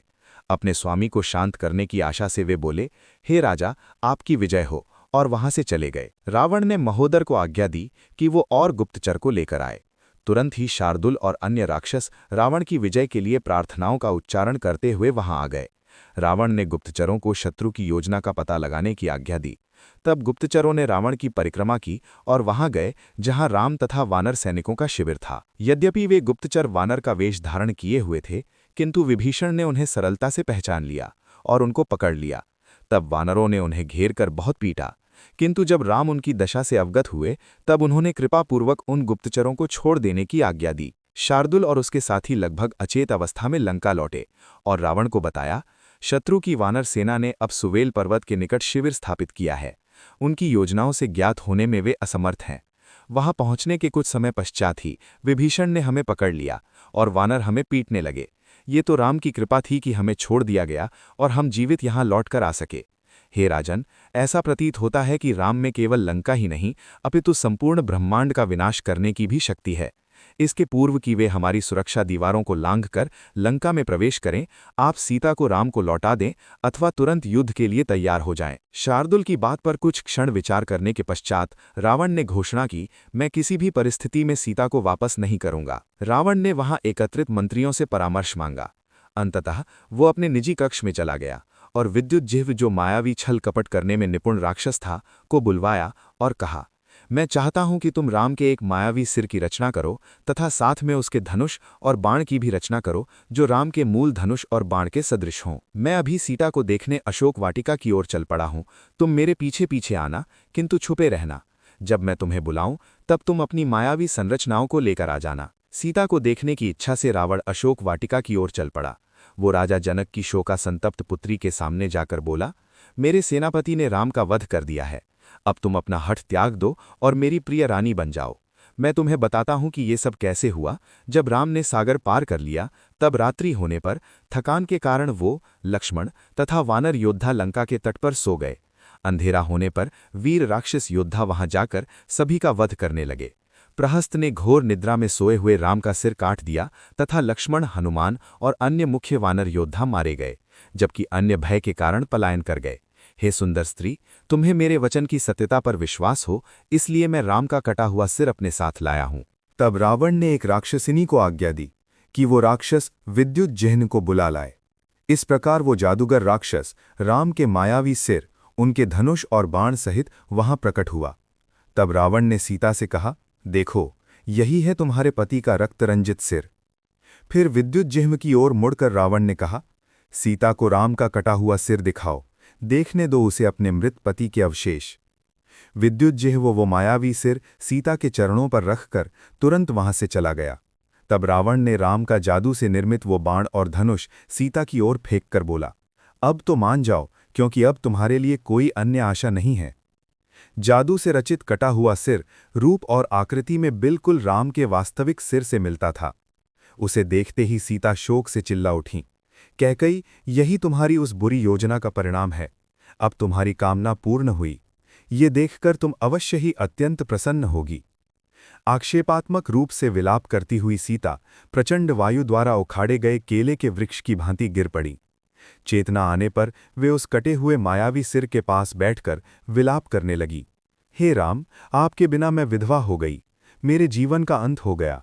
एक स्त्री के लिए उसकी मृत्यु से पूर्व उसके पति की मृत्यु हो, इससे अधिक घोर विपत्ति क्या हो सकती है। हाय, मैं कितनी अधम हूँ, क्योंकि मैं ही उनकी मृत्यु का कारण बनी हूँ। केवल मेरे लिए उन्होंने सागर पार किया और युद्ध किए बिना ही प्राण त्याग दिए। विवाह के समय क्या उन्हें ज्ञात था कि उन्होंने अपनी मृत्यु के साथ ही विवाह कर लिया है?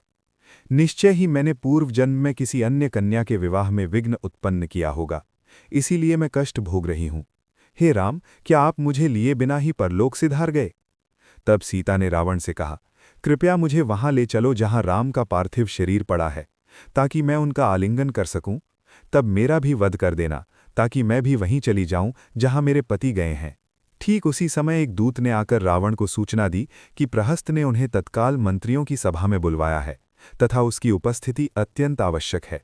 रावण के जाते ही वो मायावी सिर और धनुष सीता की दृष्टि से ओझल हो गए।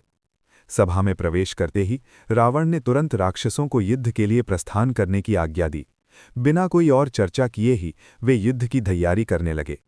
इस बीच विभीषण की पत्नी सरमा सीता को सांत्वना देने आईं। रावण के आग्रह पर सरमा पहले से ही सीता पर अनुग्रह किया करती थीं, क्योंकि रावण उन्हें शोकासंतप्त होकर मरने नहीं देना चाहता था। सरमा ने कहा, मैंने पास की झाड़ी में छुपकर रावण की सभी बातें सुन ली हैं। मैं तुम्हें विश्वास दिलाती हूं कि राम की मृत्यु नहीं हुई है। वो सिर जो तुमने देखा वो तो केवल एक मायावी राक्षस की चाल थी। वास्तव में तो राम एवं लक्ष्मण वानरों की सेना के सहित लंका पहुंच चुके हैं। अब वे रावण पर आक्रमण करने की तैयारी कर रहे हैं। अतएव रावण उत्तेजित अवस्था में ही यहां से चला गया। उसे ज्ञात है कि वो राम तथा उनकी सुरक्षा में आए वानरों की सेना को पराजित नहीं कर सकता। मुझे यहीं से सुनाई पड़ रहा है कि राक्षस युद्ध के लिए तैयारी कर रहे हैं। शीघ्र ही दोनों सेनाओं के मध्य भीषण युद्ध होने वाला है। चिंता न करो सीता, क्योंकि राम निस्संदेह रावण को पराजित कर देंगे। यदि तुम राम को कोई संदेश भेजना चाहती हो तो मैं उसे उन तक पहुंचा सकती हूं। ये सुनकर सीता को दुख से राहत मिली। उन्होंने निवेदन किया, हे सरमा, रावण की योजना के विषय में सूचना प्राप्त करने का प्रयास करना। क्या वो राम से युद्ध करेगा या मुझे राम को लौटा देगा? सरमा बाहर गई और उसने रावण द्वारा मंत्रियों के मध्य होने वाली चर्चा को छुपकर सुना। उसने सीता को आकर बताया, जैसा कि मैंने सुना है, रावण के अनेक वरिष्ठ मंत्रियों ने उसे सुझाव दिया कि वो आपको राम के पास भेज दे, एवं उन्होंने राम तथा लक्ष्मण के असीम पराक्रम का वर्णन भी किया। रावण की माता ने भी उससे राम के साथ सुलह करने की विनती की, किंतु रावण अपनी हठ पर अटल रहा। मुझे ऐसा लगता है कि वो अब तुम्हें मरते समय ही छोड़ेगा। सभा अभी जारी ही थी कि रावण को शंख नगाड़ों की ध्वनि एवं वानरों का कोलाहल सुनाई पड़ा। तब रावण के नाना माल्यवान ने कहा, बुद्धिमान राजा अपने से अधिक शक्तिशाली शत्रु के साथ युद्ध नहीं करता है। अतएव मैं सुझाव देता हूं कि सीता को राम के पास लौटाकर उनके साथ शांतिपूर्ण संबंध स्थापित कर लो। अन्यथा हे रावण, तुम इतना जान सकते हो कि शत्रु का रूप धारण करके धर्म तुम्हारे जैसे अधर्मी पर विजय प्राप्त करेगा। चूंकि तुमने महान ऋषियों को बहुत यातना दी है, अतएव अब उनकी तपस्या के फलस्वरूप अर्जित शक्ति का ध्येय तुम्हारा विनाश है। इसके अतिरिक्त ब्रह्मा द्वारा दिए गए वरदान के अनुसार तुम मनुष्य और वानरों के हाथों अपनी मृत्यु को नहीं रोक सकते। तुम अभी जिस भयावह परिस्थिति में हो उस पर तुम्हें सावधानीपूर्वक विचार करना चाहिए। मेरे पौत्र, तुम्हें मेरे सुझावों पर ध्यान देना चाहिए, क्योंकि लंका के विनाश को सूचित करने वाले अनेक अपशकुन दिखाई दे रहे हैं। मेघ उष्ण रक्त की वर्षा कर रहे हैं। हमारे घोड़े और हाथी रो रहे हैं। मांसाहारी पशु लंका के उद्यानों में मुक्त रूप से प्रवेश कर रहे हैं। उनका क्रंदन अशुभ लक्षणों का संकेत है। अपने स्वप्न में नागरिक ऐसा देखते हैं कि पीले दांतों वाली काली स्त्रियां उनके घरों को लूट रही हैं और उन पर हंस रही हैं। यज्ञ में अर्पण की जाने वाली सामग्री को श्वान खा रहे हैं और प्राणियों की विभिन्न जातियां एक दूसरे के साथ सहवास कर रही हैं। काल ने गंजे सिर वाली एक विशालकाय काली आकृति का रूप धारण किया है, जो नित्य प्रातः और सायंकाल सभी घरों में झांकता दिखता है। हे रावण, मेरे विचार में राम स्वयं भगवान विष्णु हैं, जो मानव रूप में प्रकट हुए हैं। तुम्हें तुरंत उनके समक्ष जाकर समर्पण करके स्वयं को आसन्न विपत्ति से मुक्ति दिलवानी चाहिए। सरमा ने आगे बताया, रावण उस उचित परामर्श को स्वीकार न कर पाया। उल्टे उसने क्रोधित होकर कहा, शत्रु का पक्ष लेने वाले आप अधर्मी हैं। आपको राम के पराक्रम का गुणगान करने की इतनी लालसा क्यों है? मेरे विषय में क्या सोचते हैं आप?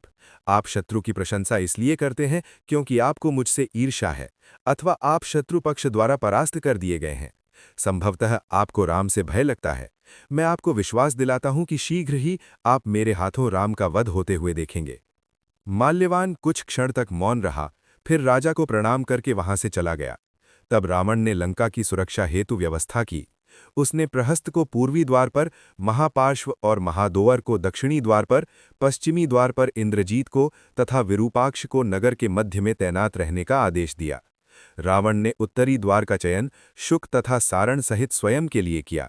तत्पश्चात मंत्रियों को भेजकर वो महल के आंतरिक भागों में चला गया। जब राम और वानर सेना लंका पहुंचे तो उन्होंने चर्चा की कि वे कैसे नगर को घेर सकते हैं। विभीषण ने कहा, मेरे मंत्री अनल, पनस, संपाति और प्रमति ने पक्षी का रूप धारण कर रावण की सैन्य व्यवस्था का सर्वेक्षण किया है। अब हमें ज्ञात है कि उन्होंने अपनी सुरक्षा के लिए क्या व्यवस्था की है। मेरे प्रिय राम, मुझे विश्वास है कि जिस प्रकार रावण ने लंका के 60 लाख राक्षसों के साथ कुबेर पर आक्रमण करके उसे हरा दिया था, उसी प्रकार आप भी वानर सेना की सहायता से विजय प्राप्त करेंगे।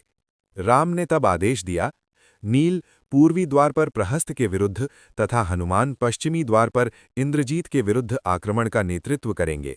अंगद और उसके सैनिक दक्षिणी द्वार पर महापार्श्व और महादोवर के विरुद्ध तथा लक्ष्मण और मैं उत्तरी द्वार पर रावण के साथ दृढ़तापूर्वक लड़ाई करेंगे।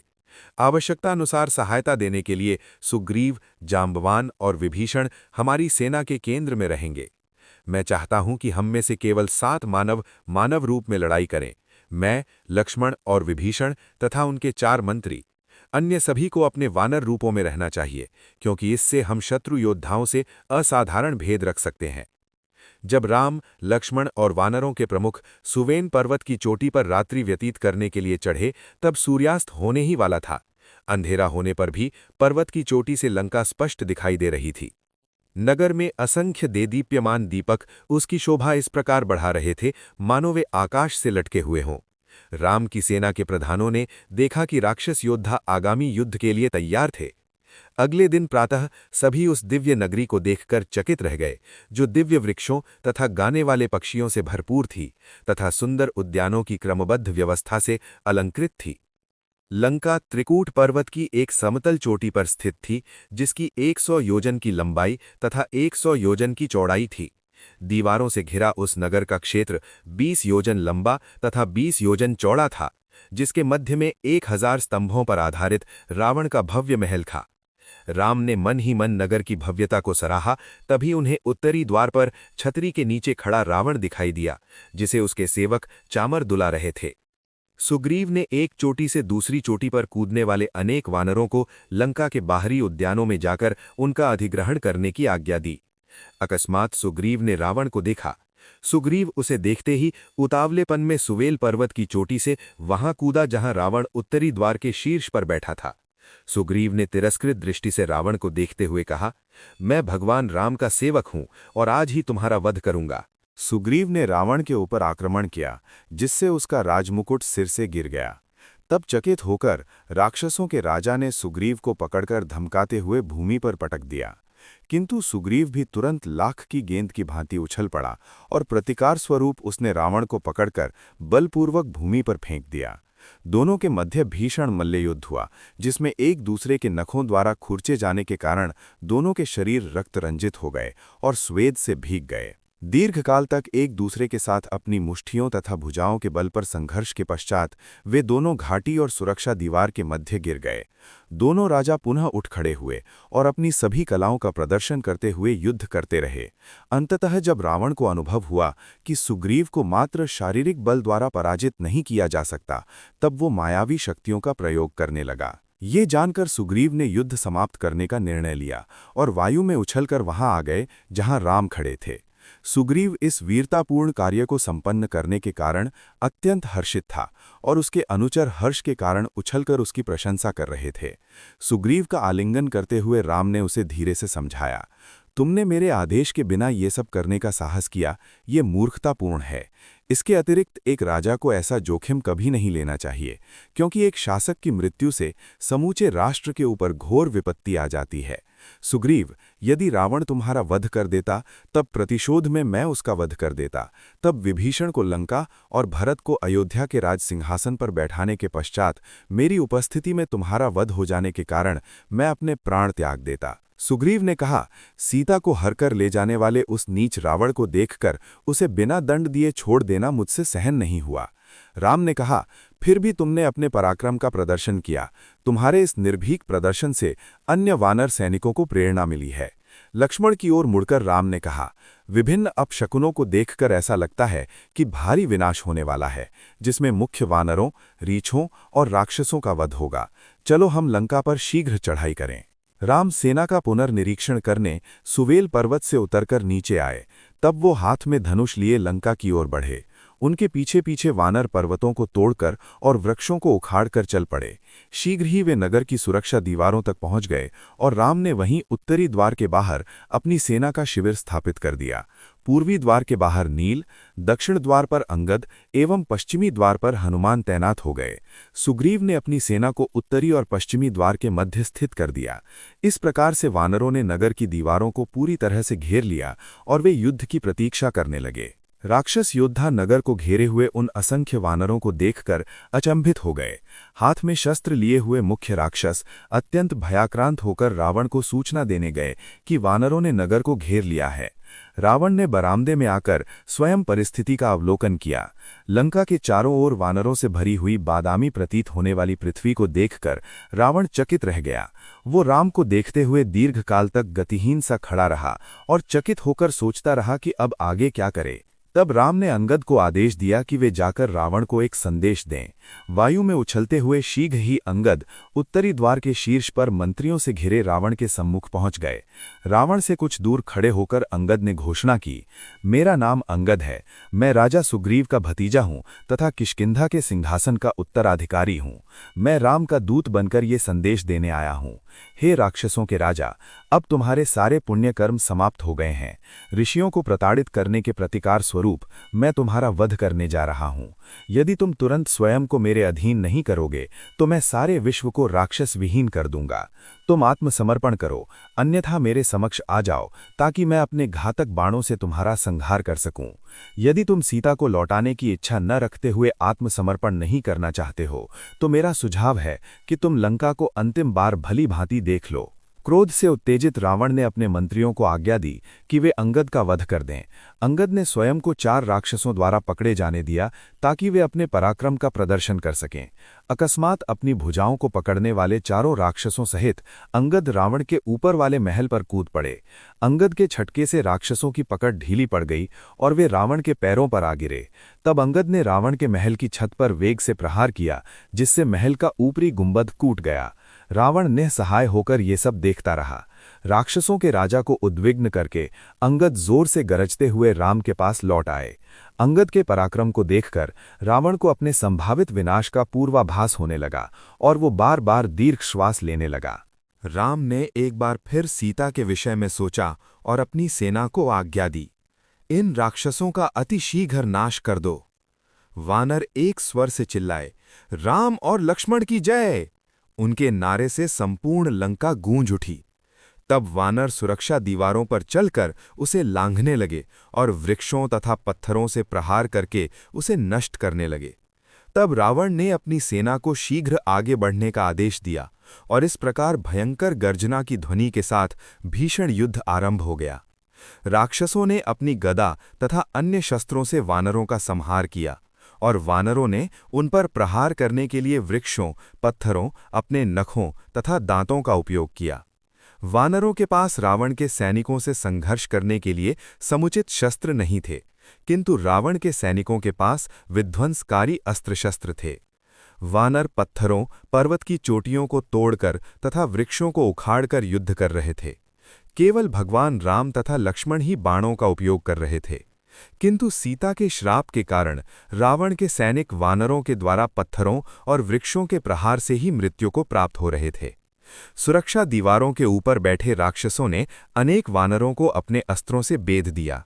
वहीं अनेकों अन्य वानर ऊपर छलांग लगाकर राक्षसों को वहां से नीचे खींच लाए और इसके कारण भूमि रक्त और मांस का दलदल बन गई। हनुमान ने जम्बूमली के साथ, अंगद ने इंद्रजीत के साथ, नील ने निकुंभ के साथ तथा सुग्रीव ने प्रघस के साथ युद्ध किया। इस भयंकर संहार से रक्त की नदियां प्रवाहित होने लगीं, जिनमें मृत योद्धा बहते चले जा रहे थे। इंद्रजीत ने अपनी गदा से अंगद पर वार किया, किंतु युवराज अंगद ने चतुराई से गदा राक्षस के हाथों से छीन ली और उसे रथ पर पटककर नष्ट कर दिया। जम्बूमली ने हनुमान पर भाले से वार किया, किंतु पवनपुत्र राक्षस के रथ पर कूद गए और एक वेगपूर्ण प्रहार से उसका वध कर दिया। निकुंभ ने नील पर असंख्य बाणों से प्रहार किया, किंतु वो वीर वानर राक्षस के नष्ट हुए रथ की पहिए की सहायता से उसका सिर काटने में सफल हो गया। राम, सुग्रीव तथा नल ने अन्य असंख्य राक्षसों का वध किया। वानरों की वीर सेना ने शत्रु को भारी क्षति पहुंचाई। उस भयंकर युद्ध में राक्षसों और वानरों के शीश विहीन धड़ जहां तहां गिरकर युद्ध के दृश्य को और भी भयावह बना रहे थे। रात्रि होने पर वानर अपने निकटवर्ती योद्धाओं से जिज्ञासा करने लगे, क्या तुम वानर हो? और यदि कोई शत्रु पक्ष का होता तो वे उस पर घातक प्रहार करते। पूरे युद्ध में दोनों पक्षों को भारी क्षति पहुंची। यद्यपि अपने स्वर्ण कवच के कारण राक्षस अधिक स्पष्ट रूप से दिखाई देते थे, तथापि उनकी मूल प्रकृति के कारण रात्रि के समय उनमें अधिक स्फूर्ति भी आ गई थी। अतः रात्रि के उस अंधकार में राक्षसों के झुंडों ने पूरे जोश के साथ कोलाहल मचाते हुए राम पर प्रहार किया। राम ने 6 स्वर्ण बाणों से महापार्श्व, महामोदर, शुक, सारण तथा 2 अन्य राक्षसों को बेध दिया, जिससे रात्रि के समय भी प्रकाश हो गया। तब जैसे ही वे राक्षस अपनी प्राण रक्षा हेतु भागे, अंगद ने इंद्रजीत का रथ नष्ट कर दिया तथा उसके सारथी का वध कर दिया। इंद्रजीत, जो स्वयं भी घायल हो चुका था, अपने उस नष्ट रथ को त्याग कर दृश्य से ओझल हो गया। आकाश से देवता और ऋषिगण उस वानर युवराज की प्रशंसा करने लगे। इंद्रजीत अदृश्य होकर आकाश से ऐसे बाणों की वर्षा करने लगा जो सर्प का रूप धारण कर लेते थे। ब्रह्मा के वरदान के कारण उन सर्प वाले बाणों ने तुरंत ही राम और लक्ष्मण को दृढ़ता से बांध लिया। उन सर्प वाले बाणों से बंधे होने के कारण राम और लक्ष्मण ने अंगद, नील और हनुमान के नेतृत्व में 10 प्रमुख वानरों को इंद्रजीत की खोज करने के लिए भेजा। किंतु जैसे ही वानर उसे खोजने के लिए वायु में उछले, उस अदृश्य इंद्रजीत ने उन वानरों को असंख्य बाणों से बेध दिया। उसी समय उसने राम और लक्ष्मण पर भी इतने बाणों की वर्षा की कि उनके पूरे शरीर पर लगे घावों से तेज रक्त की धारा प्रवाहित होने लगी और पूरा शरीर रक्त रंजित हो गया। इंद्रजीत चिल्लाया, ओ राम और लक्ष्मण, जब मुझे इंद्र भी नहीं देख सकते तब अन्यों का क्या कहना। अब अपने तीव्र बाणों की सतत वर्षा से तुम दोनों को यमराज के निवास पर भेजने में मुझे अत्यंत आनंद आएगा। इंद्रजीत राम और लक्ष्मण पर लगातार प्रहार करता रहा, जिससे उनका शरीर इतना घायल हो गया कि 1 अंगुली रखने का स्थान भी बिना घाव के शेष न बचा। अंततः राम का धनुष हाथ से छूट गया और वे अपने ही रक्त से सने हुए गिर गए। लक्ष्मण भी अचेत हो गए और उन्होंने जीवित रह पाने की सारी आशा छोड़ दी। इस भयानक दृश्य को देखकर वानरों की आंखों में आंसू आ गए और वे अत्यंत दुखी हो गए। जब वानरों के प्रमुख योद्धा राम और लक्ष्मण को घेर कर खड़े हुए, तब इंद्रजीत ने घोषणा करते हुए अपने अनुचरों से कहा, ये दोनों शक्तिशाली भाई ब्रह्मा की शक्ति से युक्त मेरे सर्प वाले मायावी बाणों के शिकार हो गए हैं। अब इंद्र और देवता भी राम और लक्ष्मण को बचा नहीं सकते। उत्साहित राक्षस चिल्ला उठे, राम की मृत्यु हो गई, इंद्रजीत ने अकेले ही उनका वध कर दिया। मन ही मन राम और लक्ष्मण को मृत मानकर अपनी उस विजय के उन्माद में इंद्रजीत रावण के महल की ओर चल पड़ा। तब सुग्रीव और विभीषण वहां आए जहां राम और लक्ष्मण अचेतावस्था में पड़े थे। वे पूर्ण रूप से रक्त रंजित थे और उन्हें श्वास लेने में भी कठिनाई हो रही थी। उन सर्प वाले बाणों से पूरी तरह बंधे हुए दोनों भाइयों को देखकर सुग्रीव को घोर पीड़ा हुई और विभीषण उनका विशेष ध्यान रखने में लग गए। सुग्रीव के आंसू पोंछते हुए उन्होंने कहा, हे राजन, मुझे ज्ञात है कि राम और लक्ष्मण पुनः चेतना प्राप्त कर लेंगे। धैर्य रखो, उनकी मृत्यु नहीं होगी। कृपया राम का ध्यान रखना। मैं सेना को एकत्रित करके वानरों को पुनः आश्वस्त करता हूं। जब मुख्य वानर राम और लक्ष्मण की सुरक्षा के लिए खड़े थे, तभी इंद्रजीत गर्व से फूला हुआ अपनी तथाकथित विजय का समाचार देने रावण के पास गया। जब रावण ने सुना कि उसने राम और लक्ष्मण का वध कर दिया है, तब वह अत्यंत हर्षित हो उठा और उसने प्रेम पूर्वक अपने पुत्र का आलिंगन करके पूछा, मेरे प्रिय पुत्र, तुमने यह अत्यंत दुष्कर कार्य कैसे किया? कृपया उसका वर्णन करो।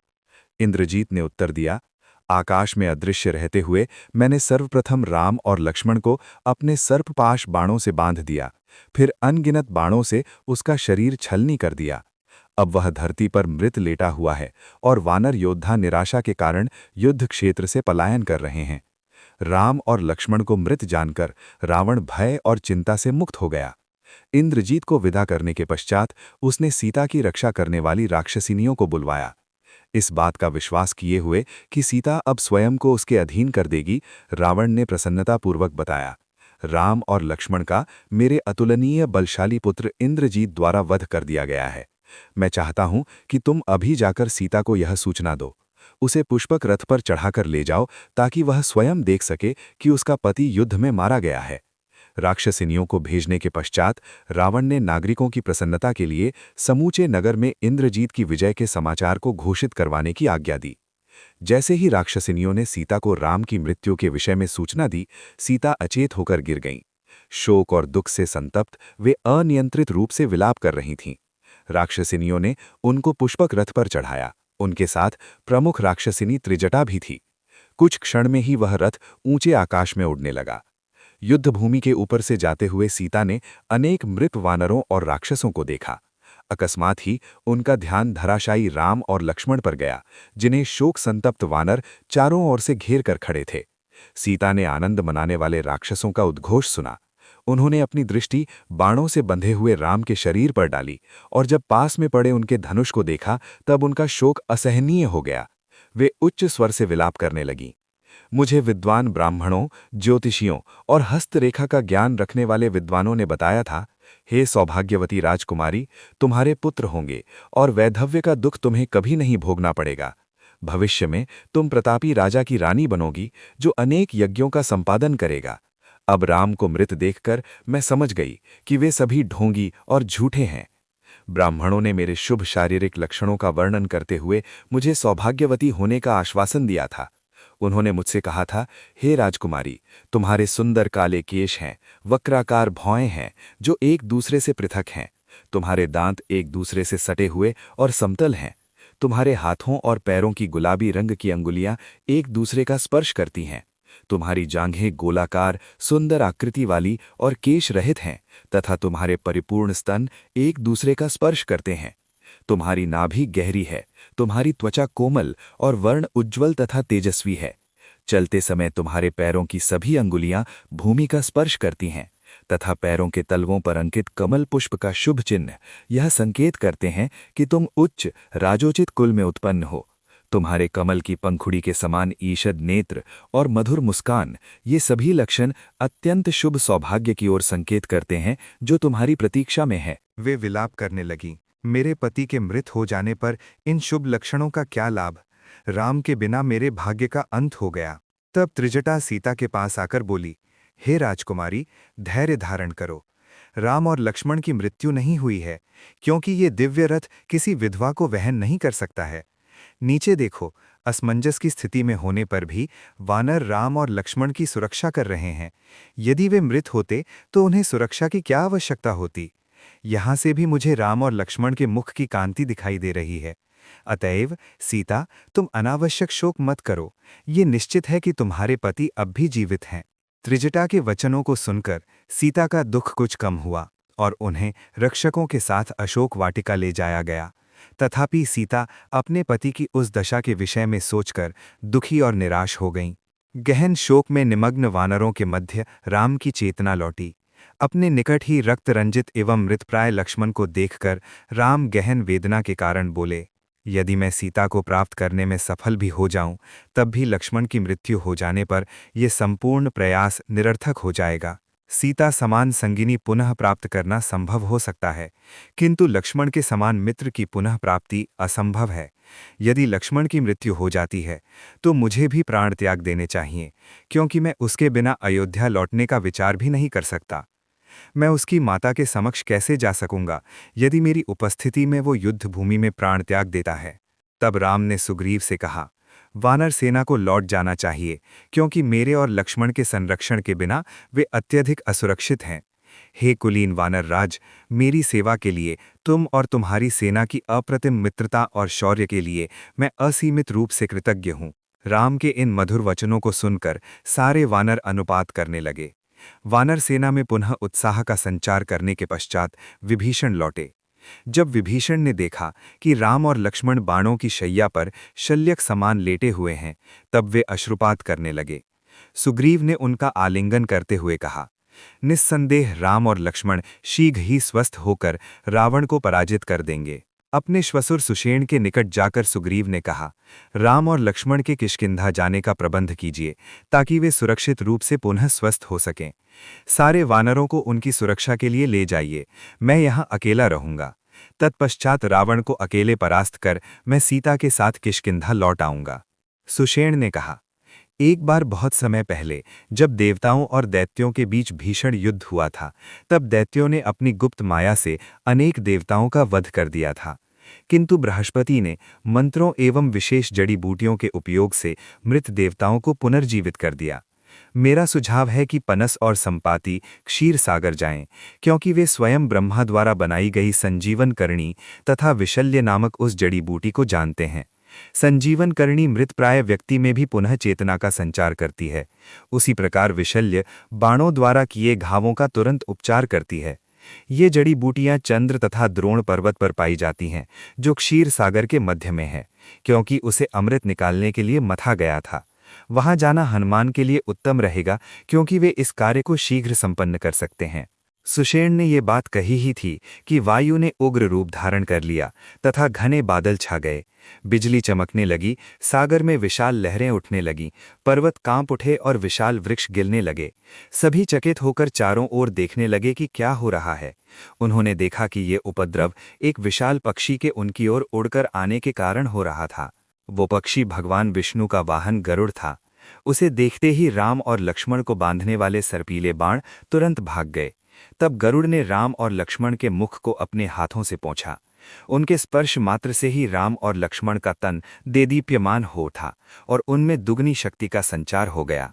गरुड़ ने राम को उठाकर उनका प्रेम पूर्वक आलिंगन किया।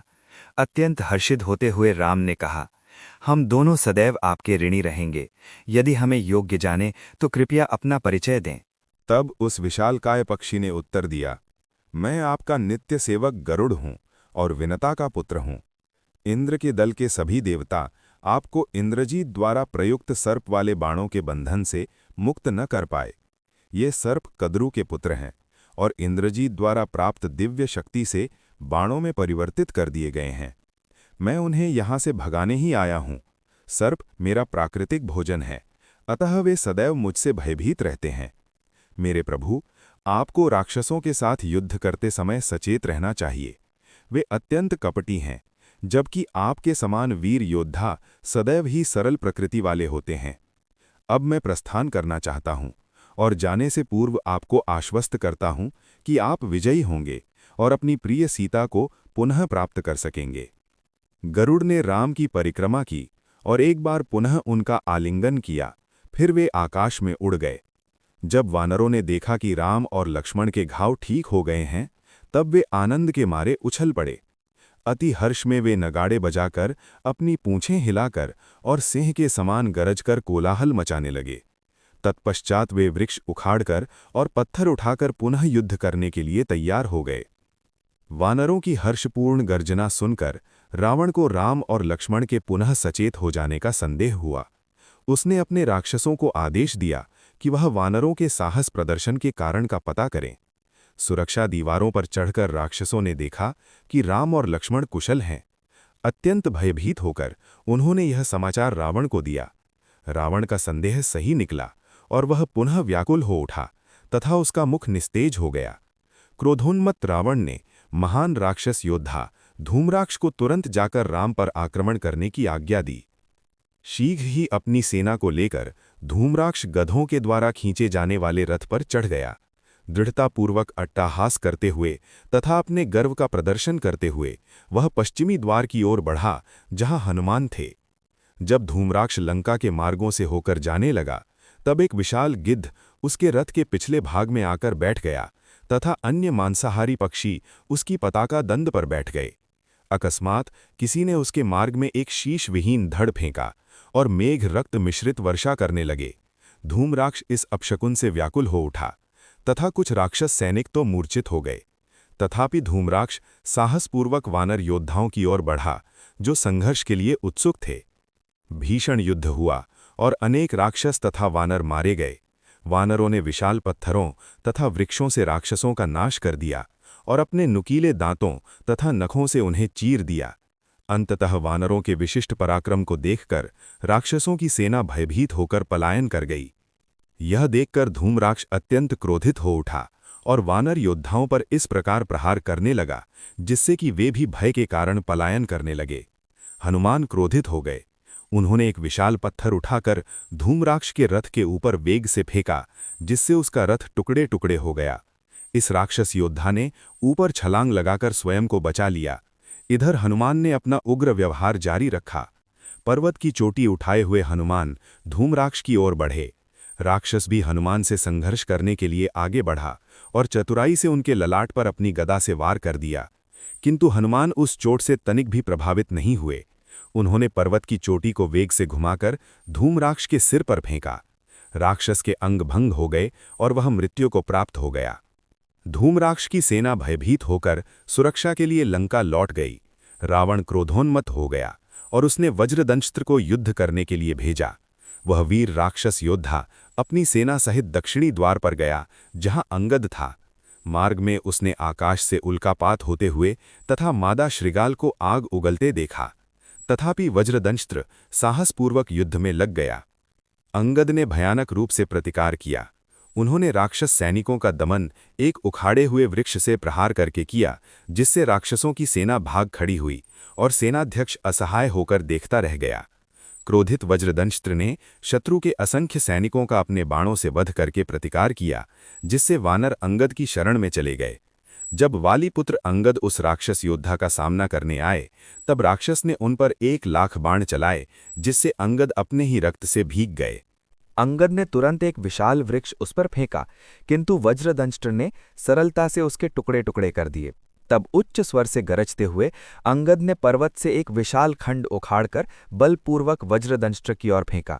वज्रदंष्ट्र स्वयं को बचाने के लिए उछल पड़ा, परंतु उसका रथ नष्ट हो गया। इस अवसर का लाभ उठाकर अंगद ने शीघ्र ही एक दूसरा विशाल पत्थर वज्रदंष्ट्र के सिर पर फेंका।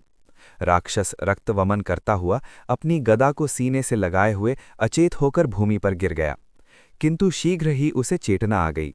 अंगद के सामने आकर उसने वानर राज की छाती पर वेग से गदा का प्रहार किया। तब दोनों योद्धा एक दूसरे पर मुष्टि प्रहार करने लगे। वे दोनों बहुत थक गए थे और उनके मुख से रक्त निकलने लगा था। तब कुछ क्षण शांत रहने के पश्चात अंगद ने एक वृक्ष उखाड़ा और वज्रदंष्ट्र ने अपनी तलवार और ढाल उठाई, किंतु कुछ समय संघर्ष के पश्चात दोनों योद्धा थक कर घुटने टेक कर बैठ गए। अवसर देखकर अंगद ने शक्ति पुनः अर्जित की। उन्होंने वज्रदंष्ट्र से तलवार छीन ली और उसी से राक्षस का सिर काट दिया। अपने अध्यक्ष का वध होता देखकर शेष सेना भय के कारण लंका भाग गई।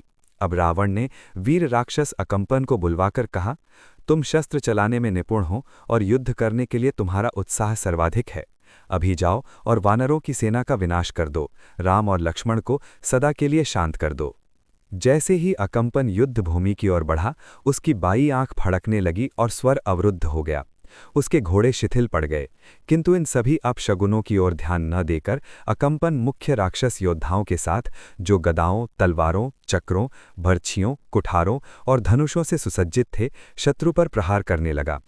उस भीषण मुठभेड़ में वातावरण धूल से इस प्रकार मलिन हो गया कि मित्र और शत्रु का भेद कर पाना कठिन हो गया। वानर अन्य वानरों का तथा राक्षस अन्य राक्षसों का वध करने लगे। मयंद, द्विविद, नल और कुमुद ने युद्ध भूमि को रक्त से सने असंख्य राक्षसों के शरीरों से आच्छादित कर दिया। क्रुद्ध अकंपन ने बाणों की भारी वर्षा कर वानरों की सेना में भगदड़ मचा दी। वानरों की पंक्ति इस प्रकार छिन्न भिन्न हो गई, जिस प्रकार मेघ वायु में हो जाते हैं। ये देखकर हनुमान अकंपन की ओर बढ़े और दूसरे वानर उनकी सहायता के लिए पीछे पीछे चल पड़े। अकंपन बाणों की सतत वर्षा करने लगा, किंतु हनुमान केवल हंसने लगे और उन्होंने पर्वत की चोटी का एक अत्यंत विषम भाग तोड़ लिया। उसे अपने एक हाथ से घुमाते हुए और गर्जना करते हुए वे अकंपन की ओर बढ़े, किंतु राक्षस सेनापति ने अपने बाणों द्वारा उस पर्वत के खंड को सरलता से नष्ट कर दिया। हनुमान रोष से उत्तेजित हो उठे और एक विशाल अश्वकर्ण वृक्ष को उखाड़कर अकंपन की ओर बढ़े। हनुमान का विकराल रूप देखकर जो अपने मार्ग में आने वाले वृक्षों और शत्रु के रथों को कुचलते हुए चले जा रहे थे, राक्षस सैनिक भागने लगे, किंतु अकंपन स्थिर रहा और उसने हनुमान पर 14 बाणों से प्रहार किया। किंतु हनुमान किंचित भी अपने पथ से विचलित नहीं हुए तथा निकट जाकर उन्होंने एक विशाल वृक्ष उसके सिर पर दे मारा, जिससे वो गिर गया और उसकी मृत्यु हो गई।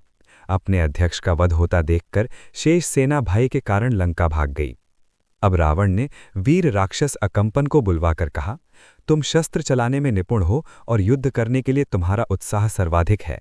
अभी जाओ और वानरों की सेना का विनाश कर दो, राम और लक्ष्मण को सदा के लिए शांत कर दो। मध्याह्न के पूर्व ही रावण को अकंपन की मृत्यु का समाचार मिला। अपने एक और अजेय समझे जाने वाले सेनापति का वानरों के द्वारा वध किए जाने का समाचार सुनकर वो अत्यंत उत्तेजित हो उठा। उसने अपने मंत्रियों के साथ नगर की शेष किलाबंदियों का निरीक्षण किया। रावण ने मुख्य सेनापति को कहा, हे प्रहस्त, केवल तुम, मैं, कुंभकर्ण, इंद्रजित और निकुंभ ही वानरों की सेना को पराजित करने की योग्यता रखते हैं। हम घोर संकट में हैं, अब तुम जाकर शत्रु पर आक्रमण करो। प्रहस्त ने उत्तर दिया, हे राजन, मैंने पहले ही आपको सुझाव दिया था कि आप राम को सीता लौटा दें, किंतु अब चूंकि युद्ध छिड़ गया है, अतः मैं आपको आश्वासन देता हूं कि मैं आपकी ओर से अपने प्राणों को न्यौछावर करने के लिए तैयार हूं। प्रहस्त ने शीघ्र ही अपनी सेना एकत्रित की और 1 घंटे के भीतर ही रथ पर चढ़कर युद्ध के लिए प्रस्थान किया। युद्धभूमि की ओर जाते हुए मार्ग में उसने देखा कि उत्तरावर्त दिशा में मांसाहारी पक्षी उसके सिर के ऊपर मंडरा रहे हैं। आकाश में उल्कापात हो रहा है और मादा सियार करुण क्रंदन कर रहे हैं। एक कर्कश स्वर से चिल्लाता हुआ गिद्ध आकर उसके ध्वज दंड पर बैठ गया। ठंडी तीक्ष्ण वायु चलने लगी तथा काले मेघ रक्त की वर्षा करने लगे।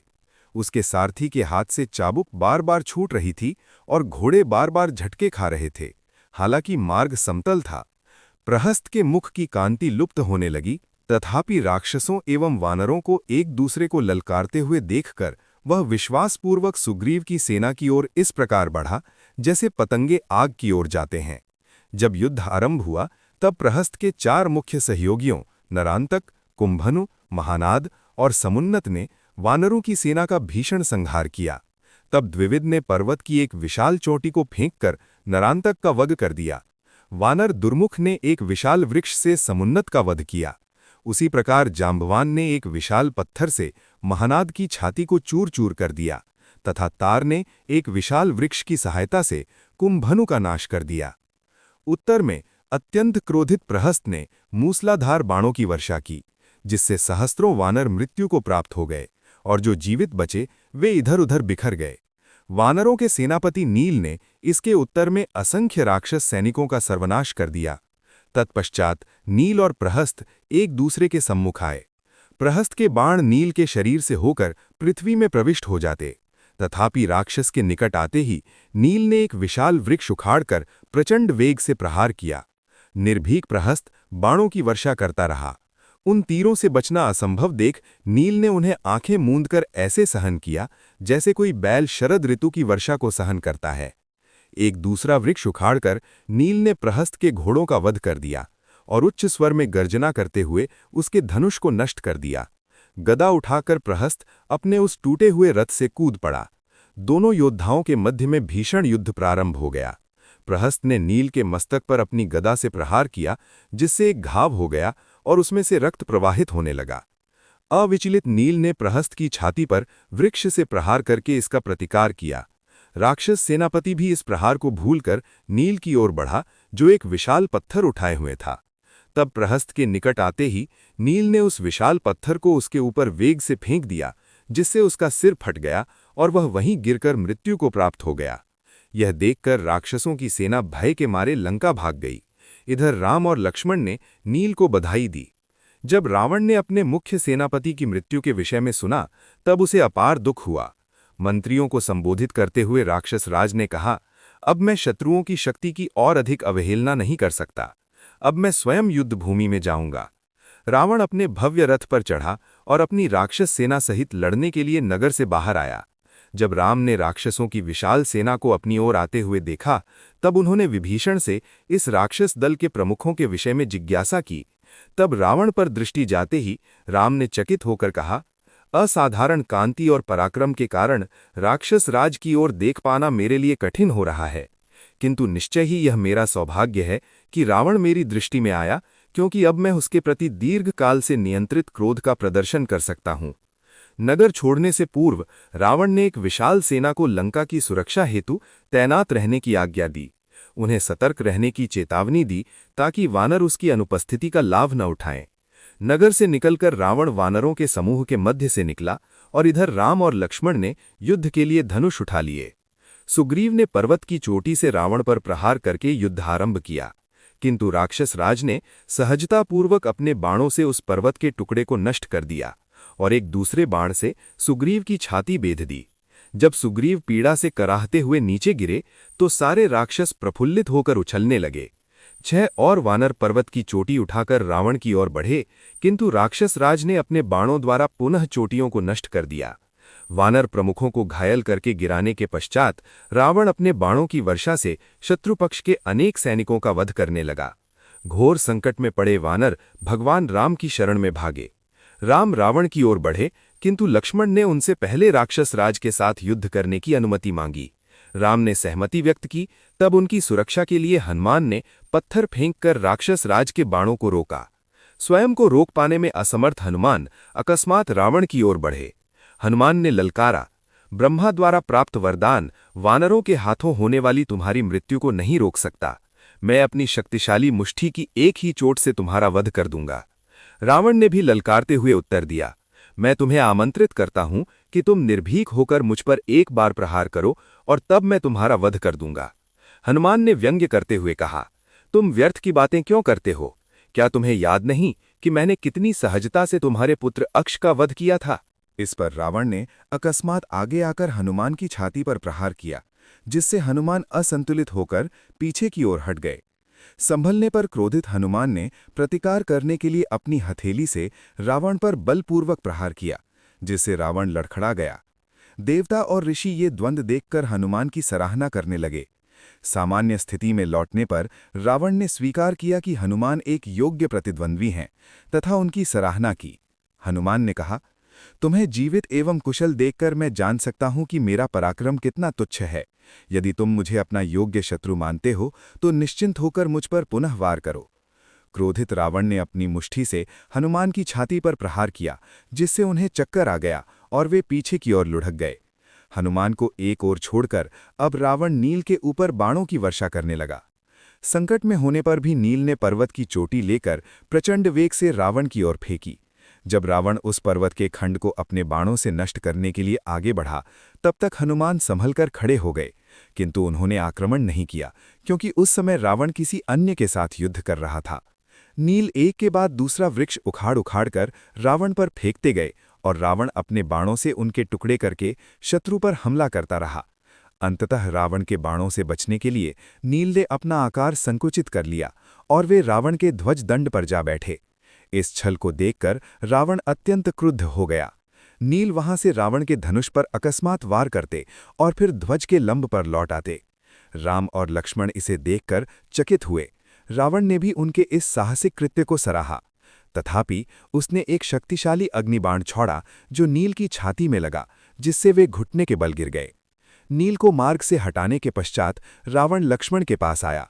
परस्पर कटु वचन बोलने के पश्चात रावण ने लक्ष्मण पर 7 बाण चलाए। लक्ष्मण ने सरलता से उन्हें काट दिया। उत्तेजित होकर रावण बाणों की वर्षा करने लगा, किंतु लक्ष्मण अपने बाणों से रावण के सभी बाणों को निष्फल कर देते। तब लक्ष्मण ने उसके विरोध में अपने बाणों को छोड़कर रावण को चकित कर दिया, किंतु राक्षस राज ने उनके सभी बाणों को काट दिया। अंततः रावण ने ब्रह्मा द्वारा प्रदान किया एक अस्त्र छोड़ा जो लक्ष्मण के ललाट पर लगा और वे मूर्छित होकर युद्ध भूमि में गिर पड़े। उन्होंने अत्यंत कठिनाई से स्वयं को संभाला, फिर धनुष को पुनः उठाकर अपने बाणों से रावण के धनुष को नष्ट कर दिया। तत्पश्चात 3 शक्तिशाली बाणों से राक्षसराज को बेधकर मूर्छित कर दिया। रक्त से सना रावण भूमि पर गिर पड़ा। कठिन प्रयास के पश्चात उसे चेतना आई और वो उठ पाया। शत्रु का अंत करने की इच्छा से रावण ने ब्रह्मा द्वारा दी गई बर्छी उठाई और उसे वेग से लक्ष्मण की ओर फेंक दिया। यद्यपि लक्ष्मण ने अपने अस्त्रों द्वारा उसका प्रतिकार करने का पूरा प्रयास किया, किंतु वो शक्तिशाली बर्छी उनकी छाती में लग गई। उसका आघात इतना शक्तिशाली था कि लक्ष्मण गिर गए। लक्ष्मण स्वयं को संभालने में लगे थे कि राक्षस राज उन्हें पकड़ने आ गया, किंतु जैसे ही राक्षस राज ने लक्ष्मण को पकड़ा, लक्ष्मण को स्मरण हुआ कि वे भगवान विष्णु के प्रत्यक्ष विस्तार हैं और वे अपने असीम पराक्रम का प्रदर्शन करने लगे। वस्तुतः रावण, जिसमें तीनों लोकों को उठा लेने की शक्ति थी, लक्ष्मण को अपनी पूरी शक्ति लगाकर भी नहीं उठा पाया। जैसे रावण अपने रथ पर चढ़ा, हनुमान अकस्मात आगे आए और उन्होंने अपनी मुट्ठी से रावण की छाती पर प्रचंड वेग के साथ प्रहार किया। रावण के 10 मुखों, 20 कानों और 20 नेत्रों से रक्त प्रवाहित होने लगा और वो मूर्छित होकर रथ में गिर गया। सभी वानर प्रसन्नता से चिल्ला उठे। तब हनुमान घायल लक्ष्मण के पास गए।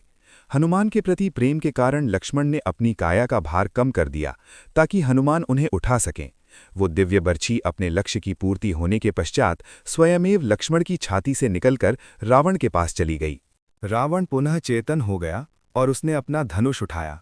लक्ष्मण भी खड़े हुए एवं भगवान विष्णु के अंशावतार के रूप में अपनी स्थिति के स्मरण से उनके सभी घाव भर गए।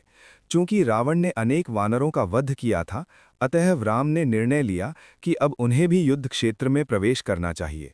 हनुमान के आग्रह करने पर राम उनके कंधे पर चढ़ गए और संघर्ष के लिए राक्षस राज को ललकारते हुए उसकी ओर बढ़े। राम के प्रति शत्रुता का भाव लिए रावण हनुमान पर बाणों की वर्षा करने लगा। यद्यपि हनुमान तनिक भी विचलित नहीं हुए, लेकिन हनुमान पर प्रहार होता देख राम क्रोधित हुए और वे रावण के रथ को ध्वस्त करने के लिए आगे बढ़े। तब राम ने एक प्रज्वलित बाण लेकर उससे रावण की छाती में गहरा घाव कर दिया, जिससे उसे चक्कर आ गया और उसके हाथ से धनुष छूट गया। फिर राम ने रावण का ध्वज काट दिया और कहा, तुमने युद्ध भूमि में असंख्य वानरों का वध करके वीरतापूर्ण कार्य किया है। तुम युद्ध करते हुए थक गए होगे, अतः मैं तुम्हें तत्क्षण नहीं मारूंगा। तुम विश्राम करने के लिए लंका जा सकते हो। जब तुम्हारी थकान मिट जाए तब मैं तुम्हारे साथ पुनः युद्ध करूंगा। लज्जित एवं भयभीत रावण सिर झुकाकर लंका लौट गया। राम एवं लक्ष्मण वानरों के शरीर से बाणों को निकालने के लिए चले आए। रावण का अपमान देखकर ऋषि और देवता हर्षित हुए और उन्हें विश्वास हुआ कि शीघ्र ही उनका लक्ष्य पूर्ण होने वाला है। सिंहासन पर बैठे निराश रावण ने अपने मंत्रियों से कहा, बहुत समय पूर्व जब ब्रह्मा ने मुझे वरदान दिया था, तब उन्होंने मुझे मनुष्यों से सावधान रहने की चेतावनी दी थी। तत्पश्चात इक्ष्वाकु वंश के एक राजा अनारण्य ने मुझे शाप दिया था कि उसका एक वंशज मेरा और मेरे सारे संबंधियों का वध करेगा। तत्पश्चात जब मैंने वेदवती के समक्ष अनुचित प्रस्ताव रखा था, तब उसने मुझे पुनः शाप दिया था। निस्संदेह वेदवती ही जनकसुता के रूप में मेरी मृत्यु का हेतु बनने के लिए प्रकट हुई है। रावण ने कहा, एक बार जब मैंने कैलाश पर्वत उठाया तब उमा भयभीत हो गईं और उन्होंने मुझे शाप दिया, अरे दुष्ट राक्षस, एक दिन किसी स्त्री के कारण ही तेरी मृत्यु होगी। फिर एक बार मैं नंदीश्वर का वानर जैसा मुख देखकर हंसा, तब उन्होंने भी मुझे शाप दिया, वानरों की सेना एक दिन तुम्हारे सारे वंश का सर्वनाश कर देगी। इसके अतिरिक्त रंभा, ब्रह्मा, पुंजिकस्थली एवं नलकुंवर ने भी निर्दोष स्त्रियों का शील भंग करने के अपराध के कारण मुझे शाप दिया था। अब ऐसा लगता है कि मेरे पुराने पाप कर्म फलित हो रहे हैं। हे राक्षसों, शीघ्र जाकर कुंभकर्ण को जगाओ, क्योंकि युद्ध भूमि में उससे बढ़कर कोई नहीं है। वह ब्रह्मा के शाप से 9 दिन पहले ही सोया है। सामान्यतः वह 7 से 10 मास तक बिना किसी विघ्न के सोता रहता है, किंतु यदि वह मेरी सहायता के लिए नहीं आता तो उसके असीम पराक्रम का कोई लाभ नहीं। तब राक्षस कुंभकर्ण के निवास पर गए, किंतु वे असमंजस में थे कि उसे उसके स्वाभाविक जागने के समय से पूर्व कैसे जगाया जाए। राक्षस अपने साथ प्रचुर मात्रा में भोजन तथा अन्य सामग्री यथा इत्र, माला आदि लेकर कुंभकर्ण के गुफा समान भूमिगत निवास पर पहुंचे। उस गुफा का व्यास 1 योजन था। कुंभकर्ण के कक्ष का द्वार खोलते ही उसकी नासिका के छिद्रों से निकलने वाली चक्रवात के समान वायु के वेग से सभी राक्षस पीछे धकेल दिए गए। अंत में अत्यंत कठिनाई से किसी प्रकार वे उस सुप्त विशालकाय राक्षस के कक्ष में प्रवेश कर पाए और उसे जगाने का प्रयास करने लगे। कुंभकर्ण के विशाल शयन कक्ष की दीवारें संगमरमर की थीं तथा उसका फर्श रत्न जड़ित था। कुंभकर्ण एक विशाल शैया पर निद्रामग्न था। अपने देदीप्यमान रत्न जड़ित मुकुट के कारण वह प्रभायुक्त प्रतीत हो रहा था। राक्षसों ने सर्वप्रथम उस सोते हुए दैत्य के सामने मांस और रक्त से भरे विशाल पात्र रखे, फिर उसके महाकाय शरीर पर चंदन का लेप लगाया तथा भिन्न भिन्न प्रकार के इत्र लगाए। उसके शरीर पर रूखे तथा सख्त बाल थे। राक्षस मिलकर उच्च स्वर में उसका गुणगान करने लगे, किंतु कुंभकर्ण गहरी नींद में सोता रहा। फिर राक्षस उच्च स्वर में गरजने लगे और कुंभकर्ण के कान के पास जाकर शंख बजाने लगे और नगाड़े पीटने लगे। फिर उन्होंने तालियां बजाईं, वे चीखे और चिल्लाए, उन्होंने घंटे एवं मंजीरे भी बजाए, तथापि कुंभकर्ण सोता रहा। तब राक्षस कुंभकर्ण पर विशाल हथौड़ों तथा गदाओं से प्रहार करने लगे और कुछ राक्षस मुष्टियों से प्रहार करने लगे। श्वास छोड़ते समय कुंभकर्ण की नाक से निकलने वाली प्रचंड वायु के वेग से उसके सामने खड़े रह पाना अत्यंत कठिन था। इसके अतिरिक्त उसकी श्वास से मांस और रक्त की दुर्गंध आती थी। वास्तव में उसका दुर्गंध छोड़ने वाला मुख नरक के प्रवेश द्वार के समान था। कुंभकर्ण जब श्वास लेता और छोड़ता, तब उसे घेरे हुए 10,000 राक्षस सागर की लहरों की भांति आगे पीछे होते। तब राक्षसों ने हाथी, घोड़े, ऊंट और गधे जैसे प्राणियों को दंड से उकसाकर कुंभकर्ण के शरीर पर चलवाया। अन्य राक्षसों ने लकड़ी के विशाल लट्ठों से उसके पैरों पर प्रहार किया, किंतु वह महाकाय राक्षस नहीं जागा। निराश एवं क्रोधित राक्षस कुंभकर्ण के केश खींचने लगे, कान काटने लगे और उसके कानों में पात्रों की सहायता से जल डालने लगे, तथापि कुंभकर्ण सोता रहा। तब राक्षसों ने कील लगी हुई गदाओं से कुंभकर्ण पर प्रहार किया और 1000 हाथियों से उसकी काया को कुचलवाया। तब जाकर अंत में कुंभकर्ण जागा और उसे ऐसा आभास हुआ कि किसी ने उसे धीरे से स्पर्श किया है। वो भयंकर राक्षस तंद्रा में अपनी भुजाएं फैलाकर जम्हाई लेने लगा और कुछ खाने के लिए खोजने लगा। यद्यपि कुछ राक्षस अब भी उस पर विशाल पत्थर फेंक रहे थे, किंतु कुंभकर्ण को उसका आभास नहीं हो रहा था। बार बार जम्हाई लेने के पश्चात अंततः कुंभकर्ण इस प्रकार उठा, मानो काल ने सभी जीवों के विनाश के लिए विकराल रूप धारण किया हो। कुंभकर्ण अपने सम्मुख रखा हुआ मांस और रक्त का सारा भोजन खा गया। जब राक्षसों ने देखा कि वो तृप्त हो गया है, तब ये हाथ जोड़े हुए उसके निकट आए। कुंभकर्ण के नेत्रों में अब भी निद्रा छाई हुई थी। राक्षसों की ओर देखकर उसने आश्चर्य से पूछा, मुझे मेरे नियत समय से पूर्व क्यों जगाया गया है? अवश्य ही तुम पर ऐसी कोई घोर विपत्ति आ पड़ी होगी जिसका समाधान केवल मैं ही कर सकता हूं, अन्यथा कोई भी मुझे जगाने का साहस नहीं करता। युपक्ष नाम के मंत्री ने उत्तर दिया, राम और लक्ष्मण के नेतृत्व वाली वानर सेना ने पूरी लंका को घेर लिया है। अनेक वीर राक्षस पहले ही मृत्यु को प्राप्त कर चुके हैं। वस्तुतः जब रावण स्वयं युद्ध करने गए तब वे भी पराजित हो गए, फिर राम ने उन्हें छोड़ दिया। कुंभकर्ण ने कहा, मैं अभी जाकर उस राम और लक्ष्मण का रक्तपान करूंगा। रावण के भय के कारण को समाप्त करने के पश्चात ही मैं उसके समक्ष जाऊंगा। किंतु महोदर ने सुझाव दिया, आपके लिए उचित यही होगा कि पहले आप रावण के पास जाकर उनकी आज्ञा लें, क्योंकि वे आपके अग्रज और राजा हैं। तत्पश्चात वे राक्षस रावण के पास गए और बोले, कठिन प्रयास के पश्चात अंत में हम कुंभकर्ण को जगा पाने में सफल हुए हैं। आप उसे यहाँ बुलाना चाहते हैं या वो सीधे रणभूमि में राम के साथ युद्ध करने के लिए चला जाए? रावण ने उत्तर दिया, उसे पहले यहाँ लाओ ताकि मैं उसका उचित सम्मान कर सकूं। उसके लिए मांस और मदिरा का भरपूर भोजन लेकर जाओ ताकि वो यहाँ पर प्रसन्न मुद्रा में आए। राक्षस कुंभकर्ण के पास वापस गए, साथ में प्रचुर मात्रा में भोजन तथा 2000 पात्र मदिरा ले गए। मांस, रक्त और मदिरा सब कुछ निगल जाने के पश्चात कुंभकर्ण में स्फूर्ति आ गई। तब वो अपने अग्रज से मिलने अपनी गुफा से निकला। उस विशालकाय राक्षस को गुफा से निकलते देखकर वानर भय से चौंक गए। कुछ वानर तो इतने भयभीत हो गए कि वे मूर्छित हो गए। कुछ वानर इधर उधर भागने लगे और कुछ साहसी वानर राम की शरण में चले गए। वानरों की सेना को देखकर कुंभकर्ण ने उन्हें भयभीत करने के विचार से अपनी विशाल काया का और विस्तार कर लिया। जब राम ने कुंभकर्ण को देखा तब वे चकित होकर बोले, मेरु पर्वत की भांति विशाल ये दानव कौन है? विभीषण ने उत्तर दिया, ये विश्रवा मुनि का पुत्र कुंभकर्ण है। ये सभी राक्षसों में सर्वाधिक विशालकाय है और इसने मृत्यु के देवता यमराज को भी पराजित किया है। जन्म लेने के तुरंत बाद ये सहस्रों जीवों का भक्षण करने लगा था। इस कारण प्राणी इंद्र की शरण में गए, जो सारी बात जानकर अत्यंत क्रुद्ध हो गए। इंद्र ने कुंभकर्ण पर आक्रमण किया और उन्होंने जब अपना वज्र छोड़ा तब वो उसकी छाती में लगा, जिससे वो अचेत हो गया। किंतु शीघ्र ही उसे चेतना आ गई और उसने ऐरावत हाथी का एक दांत तोड़कर उससे इंद्र की छाती पर प्रहार किया, जिससे उन्हें अत्यंत पीड़ा होने लगी। तब स्वर्ग के पराजित राजा इंद्र ब्रह्मा की शरण में गए। इंद्र ने उनसे कहा, विश्रवा का पुत्र कुंभकर्ण ऋषियों को यातना दे रहा है और दूसरों की पत्नियों को उठा उठा कर ले जा रहा है। इसके अतिरिक्त वो सभी जीवों को इतनी तीव्र गति से भक्षण कर रहा है कि हम सभी शीघ्र ही समाप्त हो जाएंगे। ब्रह्मा ने ध्यान धारण किया और अपनी दिव्य दृष्टि से कुंभकर्ण को देखकर सचेत हो गए।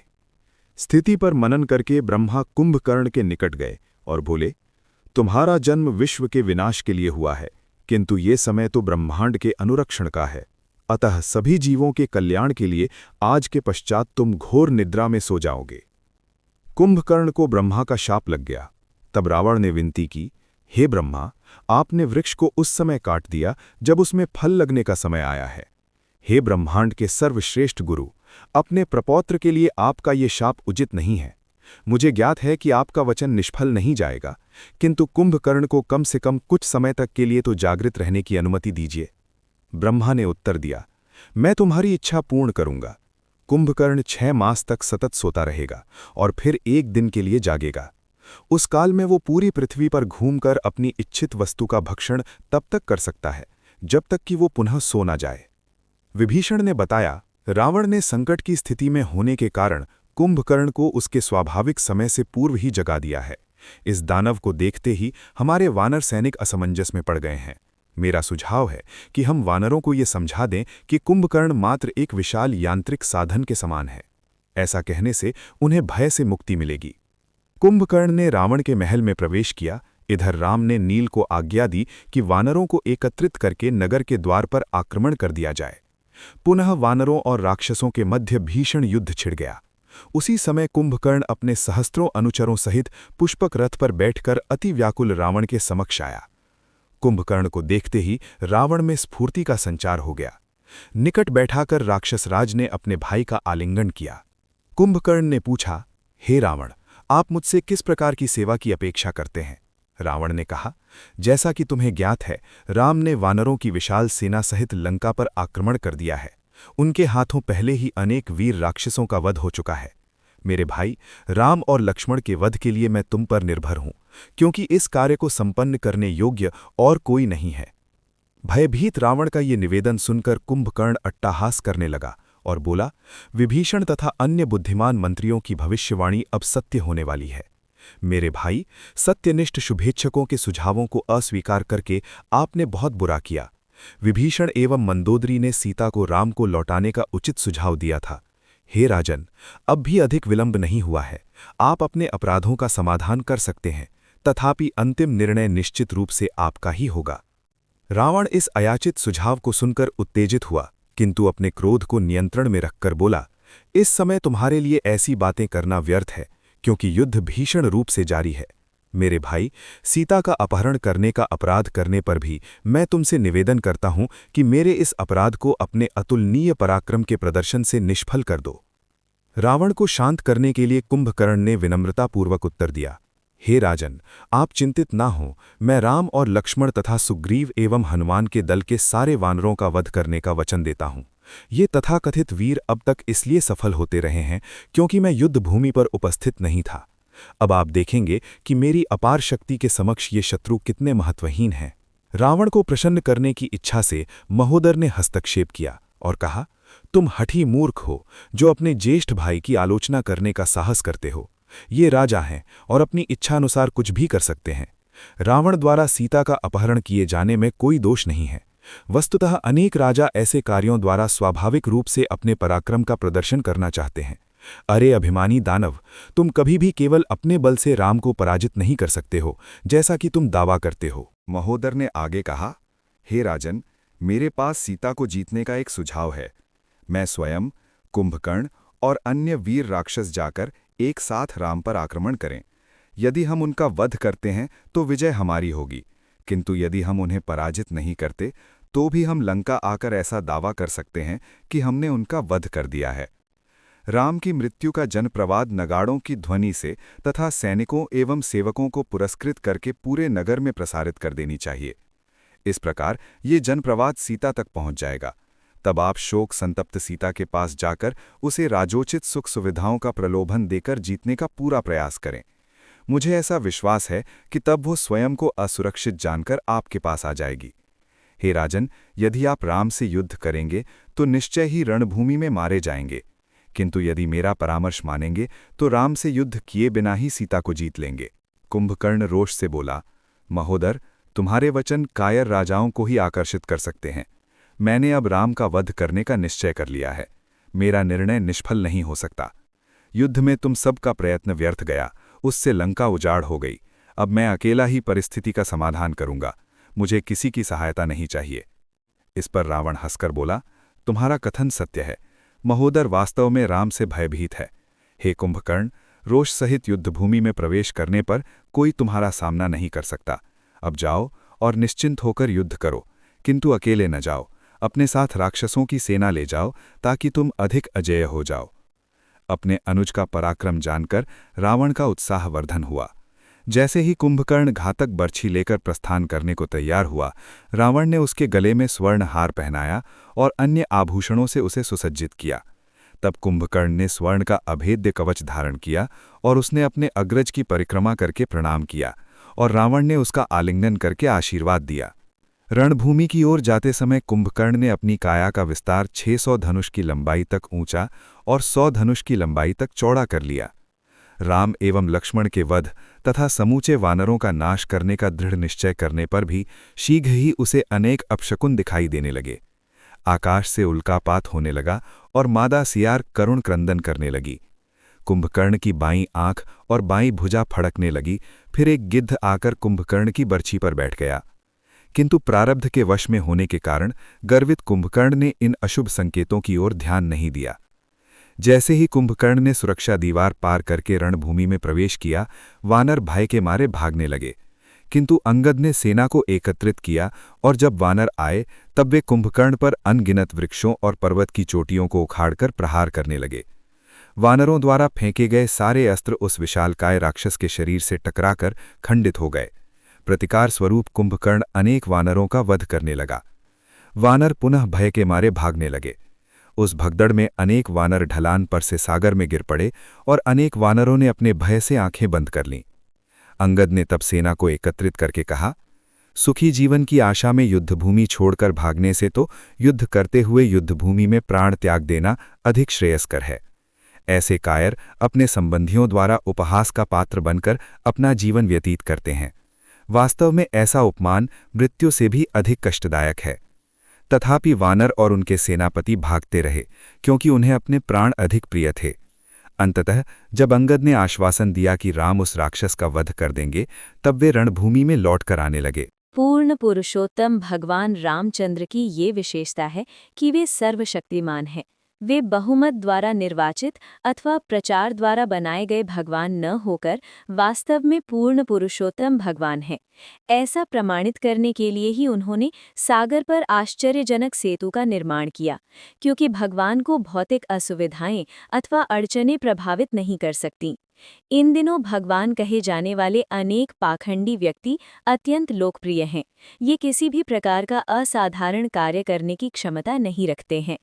थोड़ा सा चमत्कार मूढ़ व्यक्तियों को चकित कर देता है, अतः वे इन कपटी व्यक्तियों को भगवान मान बैठते हैं, क्योंकि उन्हें भगवान की शक्ति का बोध नहीं होता है। भगवान रामचंद्र ने सागर के जल पर तैरने वाले पत्थरों द्वारा सेतु का निर्माण किया। यही भगवान की असाधारण आश्चर्यजनक शक्ति का प्रमाण है। किसी ऐसे व्यक्ति को भगवान क्यों माना जाए जिसमें साधारण मनुष्य से हटकर किसी असाधारण विशेष कार्य के प्रदर्शन की क्षमता न हो? हम भगवान रामचंद्र को सर्वोच्च पूर्ण पुरुषोत्तम भगवान के रूप में स्वीकार करते हैं, क्योंकि उन्होंने अगाध सागर पर सेतु का निर्माण किया, और हम भगवान कृष्ण को सर्वोच्च पूर्ण पुरुषोत्तम भगवान मानते हैं, क्योंकि उन्होंने 7 वर्ष की अल्पायु में गोवर्धन पर्वत को उठा लिया।